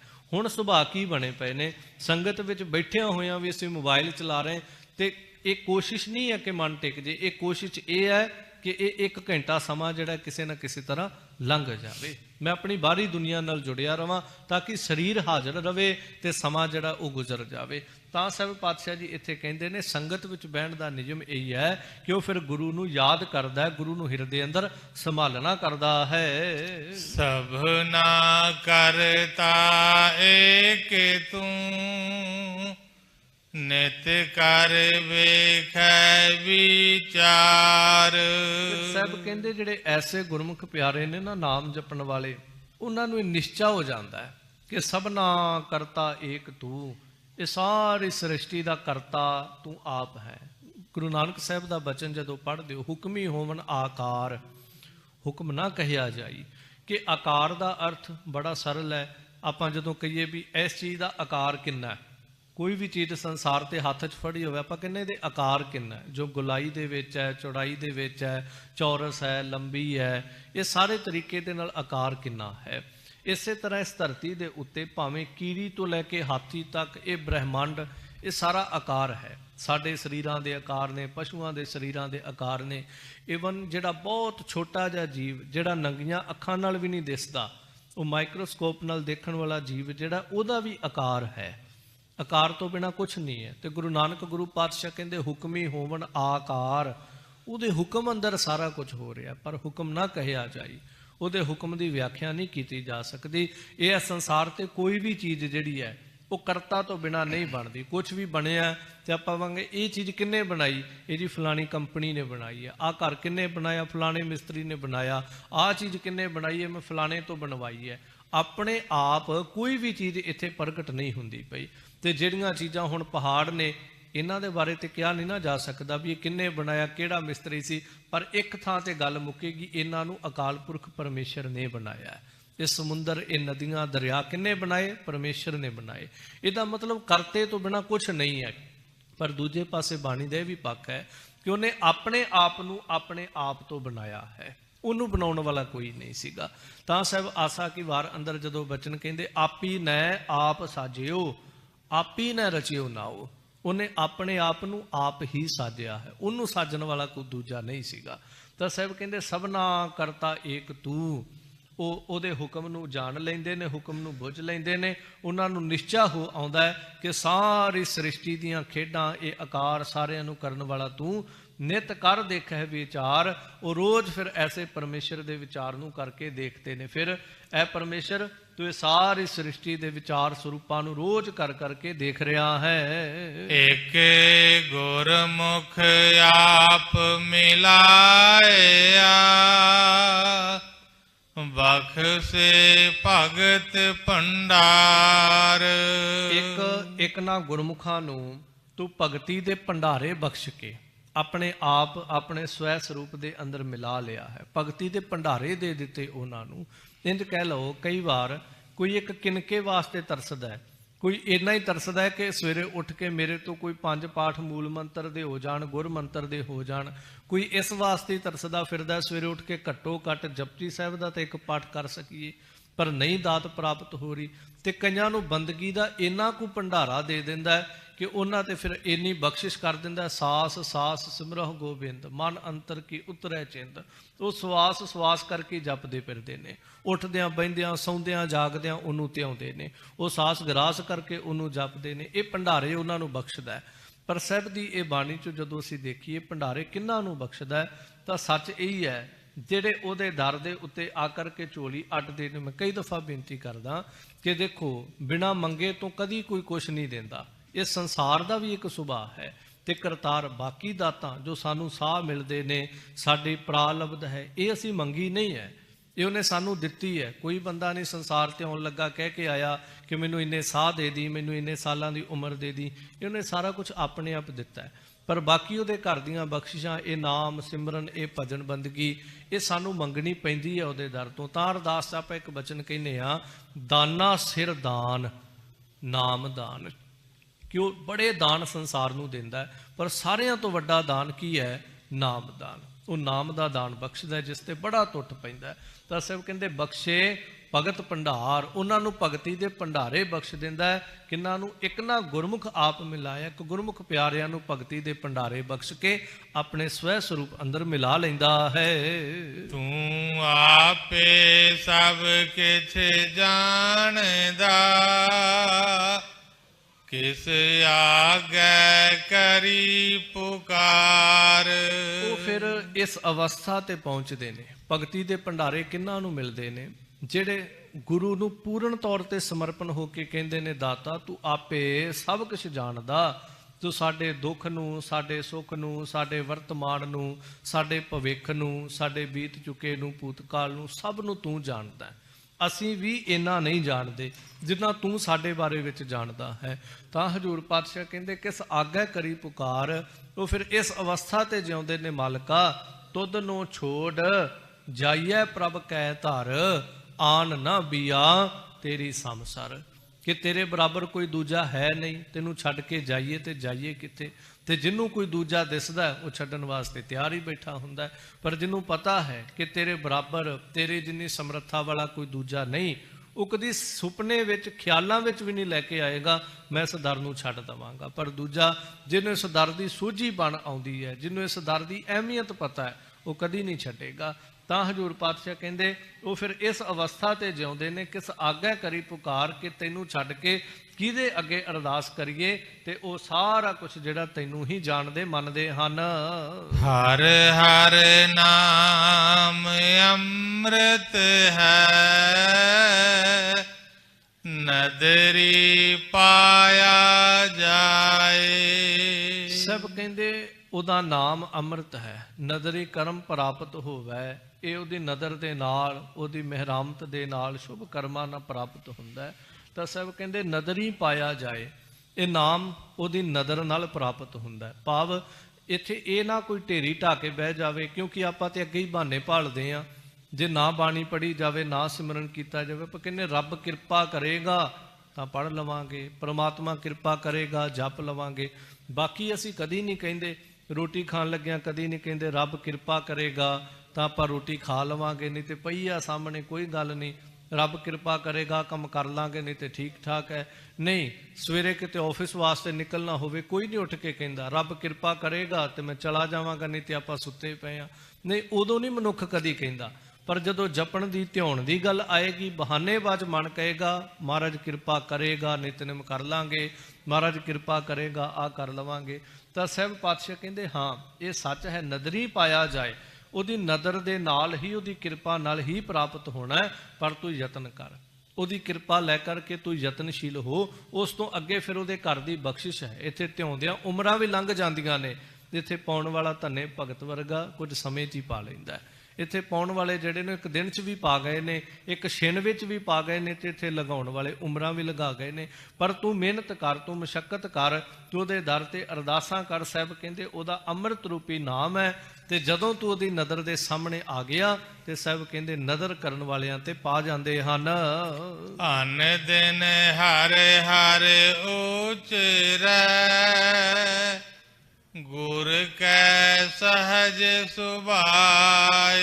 ਤੇ ਫਿਰ ਜਿਨ੍ਹਾਂ ਤੇ ਨਦਰ ਹੋ ਜਾਂਦੀ, ਜਿਨ੍ਹਾਂ ਨੂੰ ਇਹ ਬਖਸ਼ਿਸ਼ ਪ੍ਰਾਪਤ ਹੋ ਜਾਂਦੀ, ਅਨ ਦਿਨ, ਉਹ ਦਿਨ ਰਾਤ ਹਰ ਹਰ ਉਚਰੈ। ਬਸ ਇਸ ਤਰ੍ਹਾਂ ਜੀਵਨ ਬਦਲ ਜਾਂਦਾ ਹੈ। ਜਿਵੇਂ ਆਪਾਂ ਦਿਨ ਰਾਤ ਸੰਸਾਰ ਦੇ ਬਾਰੇ ਗੱਲਾਂ ਕਰਦੇ ਹਾਂ, ਕਿਉਂਕਿ ਇਹ ਕੋਈ ਲੁਕੀ ਛਿਪੀ ਗੱਲ ਨਹੀਂ, ਸਮੇਤ ਸਾਡੇ ਆਪਣੀ ਅਵਸਥਾ ਸੰਸਾਰ ਤੇ ਕੀ ਹੈ। ਕਈ ਦਫਾ ਇੱਕ ਤਜਰਬੇ ਦੇ ਆਧਾਰ ਤੇ ਕਈ ਵਾਰ ਸੋਚਦੇ ਹੁੰਨੇ ਆ ਬਹਿ ਕੇ, ਕਿ ਤੁਸੀਂ ਕਦੀ ਵੀ ਦੇਖਿਓ ਕਿਸੇ ਦੇ ਨਾਲ ਤੁਸੀਂ ਫੋਨ ਤੇ ਗੱਲ ਕਰਦੇ ਹੋਵੋ, ਸਾਰੀ ਗੱਲਬਾਤ ਕੇਵਲ ਪ੍ਰਸ਼ਨ ਉੱਤਰ ਤੇ ਖੜੀ ਹੋਏਗੀ।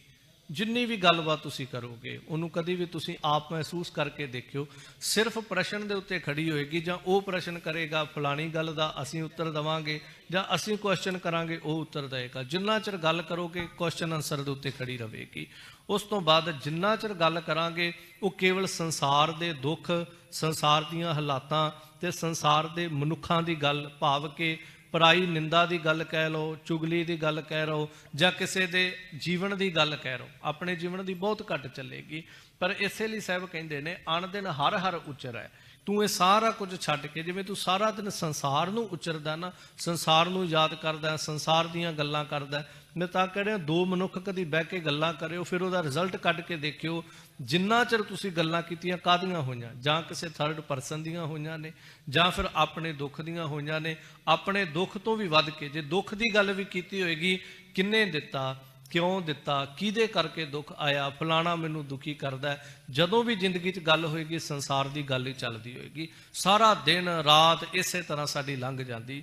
ਤਾਂ ਸਾਹਿਬ ਕਹਿੰਦੇ ਸੁਭਾਅ ਨੂੰ ਥੋੜਾ ਜਿਹਾ ਬਦਲ ਲਾ ਤੇ ਤੂੰ ਹਰੀ ਹਰੀ ਕਰਨਾ ਸ਼ੁਰੂ ਕਰ, ਹਰੀ ਦੀਆਂ ਬਾਤਾਂ ਕਰ, ਤਾਂ ਗੁਰ ਕੈ ਸਹਿਜ ਸੁਭਾਏ। ਜਿਨ੍ਹਾਂ ਤੇ ਨਜ਼ਰ ਹੋ ਜਾਂਦੀ ਉਹ ਫਿਰ ਹਰੀ ਨੂੰ ਉਚਾਰਨ ਕਰਦੇ ਨੇ, ਦੁੱਖ ਸੁੱਖ ਦਾ ਸਾਥੀ ਉਹਨੂੰ ਸਮਝਦੇ ਨੇ, ਤੇ ਗੁਰੂ ਦੀ ਨਜ਼ਰ ਦੇ ਨਾਲ ਸਹਿਜ ਅਵਸਥਾ ਅੰਦਰ ਸਹਿਜ ਸੁਭਾਅ ਸਮਾ ਜਾਂਦੇ ਹਨ। ਨਾਨਕ ਨਾਮ ਨਿਧਾਨ ਹੈ, ਨਾਮੇ ਹੀ ਚਿਤ ਲਾਏ। ਅਖੀਰ ਧੰਨ ਸਤਿਗੁਰੂ ਗੁਰੂ ਅਮਰਦਾਸ ਮਹਾਰਾਜ ਅਸੀਸ ਬਖਸ਼ ਕੇ ਕਹਿੰਦੇ, ਨਾਨਕ ਨਾਮ ਨਿਧਾਨ ਹੈ, ਇਹ ਨਾਮ ਖਜ਼ਾਨਾ ਹੈ ਉਹਦੇ ਘਰ ਦੇ ਅੰਦਰ। ਬਚਨ ਪੜ੍ਹਦੇ ਹੋ, ਸਾਚੇ ਸਾਹਿਬਾ ਕਿਆ ਨਾਹੀ ਘਰ ਤੇਰਾ, ਸਾਰਾ ਕੁਝ ਤੇਰੇ ਘਰ ਦੇ ਵਿੱਚ। ਇਹਦੇ ਸੰਸਾਰ ਦੀਆਂ ਚੀਜ਼ਾਂ ਤੇਰੇ ਘਰ 'ਚ ਨੇ ਤੇ ਨਾਮ ਵੀ ਤੇ ਤੇਰੇ ਘਰ ਦੇ ਅੰਦਰ ਹੈ ਨਾ, ਭੰਡਾਰੇ ਭਰੇ ਪਏ ਨੇ। ਪਰ ਸਾਡੀ ਅਵਸਥਾ ਕੀ ਹੈ ਕਿ ਅਸੀਂ ਕਿਤੇ ਨਾ ਕਿਤੇ ਜਦੋਂ ਉਹਦੇ ਘਰ ਆਉਣੇ ਆ, ਸਾਨੂੰ ਭੰਡਾਰੇ ਘੱਟ ਦਿਸਦੇ ਨੇ। ਭੰਡਾਰੇ ਜਿਹੜੇ ਨੇ, ਭੰਡਾਰੇ ਅੰਦਰ ਨਾਮ ਘੱਟ ਦਿਸਦਾ ਹੈ, ਤੇ ਸੰਸਾਰ ਦੀਆਂ ਕਾਮ ਰੂਪੀ ਵਾਸ਼ਨਾਵਾਂ ਰੂਪੀ ਸੰਸਾਰ ਦੀ ਪਕੜ, ਪਦਾਰਥਾਂ ਵਾਲੀ ਬਿਰਤੀ ਜਿਹੜੀ, ਇਹ ਸਾਨੂੰ ਵੱਧ ਦਿਸਦੀ। ਉਹਦੇ ਹੱਥ ਵਿੱਚ ਸਾਰਾ ਕੁਝ ਹੀ ਹੈ। ਤੇ ਮੈਂ ਜ਼ਿਕਰ ਕਰਾਂ ਕਿ ਜਿਵੇਂ ਕੋਈ ਬੱਚੇ ਨੂੰ ਇਹ ਕਵੇ, ਮਾਂ ਇੱਕ ਹੱਥ ਦੇ ਵਿੱਚ ਮਠਿਆਈ ਫੜ ਲਵੇ, ਇੱਕ ਹੱਥ ਵਿੱਚ ਸੋਨੇ ਦੀ ਮੋਹਰ ਫੜ ਲੇ, ਤੇ ਬੱਚੇ ਨੂੰ ਕਵੇ ਦੱਸ ਕੀ ਲੈਣਾ, ਤੇ ਉਹ ਕਵੇਗਾ ਮੈਨੂੰ ਤਾਂ ਮਠਿਆਈ ਚਾਹੀਦੀ ਹੈ। ਪਰ ਉਹਨੂੰ ਇਹ ਨਹੀਂ ਪਤਾ ਕਿ ਜੇ ਮੈਂ ਸੋਨੇ ਦੀ ਮੋਹਰ ਲੈ ਲਵਾਂ, ਇਹ ਸੋਨੇ ਦੀ ਮੋਹਰ ਬਾਜ਼ਾਰ 'ਚ ਦੇਖ ਕੇ ਭਾਵੇਂ ਮੈਂ ਸਾਰੀ ਜ਼ਿੰਦਗੀ ਦੀ ਮਠਿਆਈ ਖਰੀਦ ਲਵਾਂ, ਟੋਟਾ ਹੀ ਕੋਈ ਨਹੀਂ ਆਉਣਾ। ਪਰ ਉਹ ਕਹੇਗਾ ਨਹੀਂ, ਆ ਤੇਰੇ ਹੱਥ 'ਚ ਜਿਹੜਾ ਮਿੱਠਾ ਫੜਿਆ ਮੈਨੂੰ ਇਹ ਚਾਹੀਦਾ। ਇਸੇ ਤਰ੍ਹਾਂ ਪਰਮੇਸ਼ਰ ਦੇ ਹੱਥ 'ਚ ਇੱਕ ਪਾਸੇ ਪਦਾਰਥ ਫੜੇ, ਇੱਕ ਪਾਸੇ ਨਾਮ ਹੈ। ਸਾਨੂੰ ਇਹ ਨਹੀਂ ਸਮਝ ਆਉਂਦੀ ਜੇ ਅਸੀਂ ਨਾਮ ਲੈ ਲਾਂਗੇ ਤੇ ਸਾਰਾ ਕੁਝ ਸਾਨੂੰ ਮਿਲ ਜਾਏਗਾ, ਪਰ ਸਾਨੂੰ ਇਹ ਦਿਸਦਾ ਵੀ ਇੱਧਰ ਪਦਾਰਥ ਫੜੇ ਨੇ, ਸਾਨੂੰ ਪਦਾਰਥ ਹੀ ਚਾਹੀਦੇ ਨੇ। ਤਾਂ ਸਾਹਿਬ ਕਹਿੰਦੇ ਨਾਨਕ ਨਾਮ ਨਿਧਾਨ ਹੈ, ਨਾਮੇ ਹੀ ਚਿਤ ਲਾਏ। ਜਿਹੜੇ ਨਾਮ ਦੇ ਨਾਲ ਚਿਤ ਲਾ ਲੈਂਦੇ ਨੇ, ਨਾਮ ਰੂਪੀ ਖਜ਼ਾਨਾ ਭੰਡਾਰਾ ਉਹਨਾਂ ਨੂੰ ਮਿਲ ਜਾਂਦਾ ਹੈ। ਤੇ ਜਿਨ੍ਹਾਂ ਨੂੰ ਮਿਲ ਜਾਂਦਾ ਹੈ, ਮੇਰੇ ਮਨ ਹਰ ਅੰਮ੍ਰਿਤ ਨਾਮ ਤੇ ਆਏ। ਤਾਂ ਸਾਹਿਬ ਨੇ ਰਹਾਉ ਦੀਆਂ ਪੰਕਤੀਆਂ 'ਚ ਕਿਹਾ, ਮੇਰੇ ਮਨਾ ਅੰਮ੍ਰਿਤ ਰੂਪੀ ਨਾਮ ਨੂੰ ਧਿਆਉਣਾ ਕਰ, ਤੇ ਨਾਮ ਅੰਦਰ ਸਾਰੇ ਪਦਾਰਥ ਜਿਹੜੇ ਹਨ ਉਹ ਪ੍ਰਾਪਤ ਹੋ ਜਾਂਦੇ ਹਨ। ਸੋ ਇੱਥੇ ਸਮਾਂ ਸੰਪੰਨ ਹੈ। ਹਜੂਰ ਪਾਤਸ਼ਾਹ ਕਿਰਪਾ ਕਰਨ, ਹੋਈਆਂ ਭੁੱਲਾਂ ਦੀ ਖਿਮਾ ਬਖਸ਼ਿਸ਼ ਕਰਨ। ਹੁਣ ਗਰੀਬ ਨਿਵਾਜ ਸਾਹਿਬ ਦੇ ਚਰਨਾਂ 'ਚ ਅਰਦਾਸ ਬੇਨਤੀ, ਫਿਰ ਮੁੱਖ ਵਾਕ, ਫਿਰ ਅਤੀ ਸਤਿਕਾਰਯੋਗ ਐਡੀਸ਼ਨਲ ਹੈੱਡ ਗ੍ਰੰਥੀ ਭਾਈ ਸਾਹਿਬ ਭਾਈ ਬਲਦੇਵ ਸਿੰਘ ਸਾਹਿਬ ਜੀ ਗੁਰੂ ਕੇ ਪਾਵਨ ਸ਼ਸਤਰਾਂ ਦੇ ਦਰਸ਼ਨ ਦੀਦਾਰ ਕਰਵਾਉਣਗੇ। ਸੋ ਸਾਰੀਆਂ ਸੰਗਤਾਂ ਸਾਹਿਬ ਦੀਆਂ ਅਸੀਸਾਂ ਪ੍ਰਾਪਤ ਕਰਨਾ। ਸੋ ਭੁੱਲਾਂ ਦੀ ਖਿਮਾ, ਹਜੂਰ ਸਮਤ ਦੀ ਦਾਤ ਬਖਸ਼, ਨਿਵਾਜਣਾ ਕਰਨਾ। ਅਨ ਦਿਨ ਹਰ ਹਰ ਉਚਰੈ, ਗੁਰ ਕੈ ਸਹਜ ਸੁਭਾਏ। ਨਾਨਕ ਨਾਮ ਨਿਧਾਨ ਹੈ, ਨਾਮੇ ਹੀ ਚਿਤ ਲਾਏ। ਵਾਹਿਗੁਰੂ ਜੀ ਕਾ ਖਾਲਸਾ, ਵਾਹਿਗੁਰੂ ਜੀ ਕੀ ਫਤਿਹ।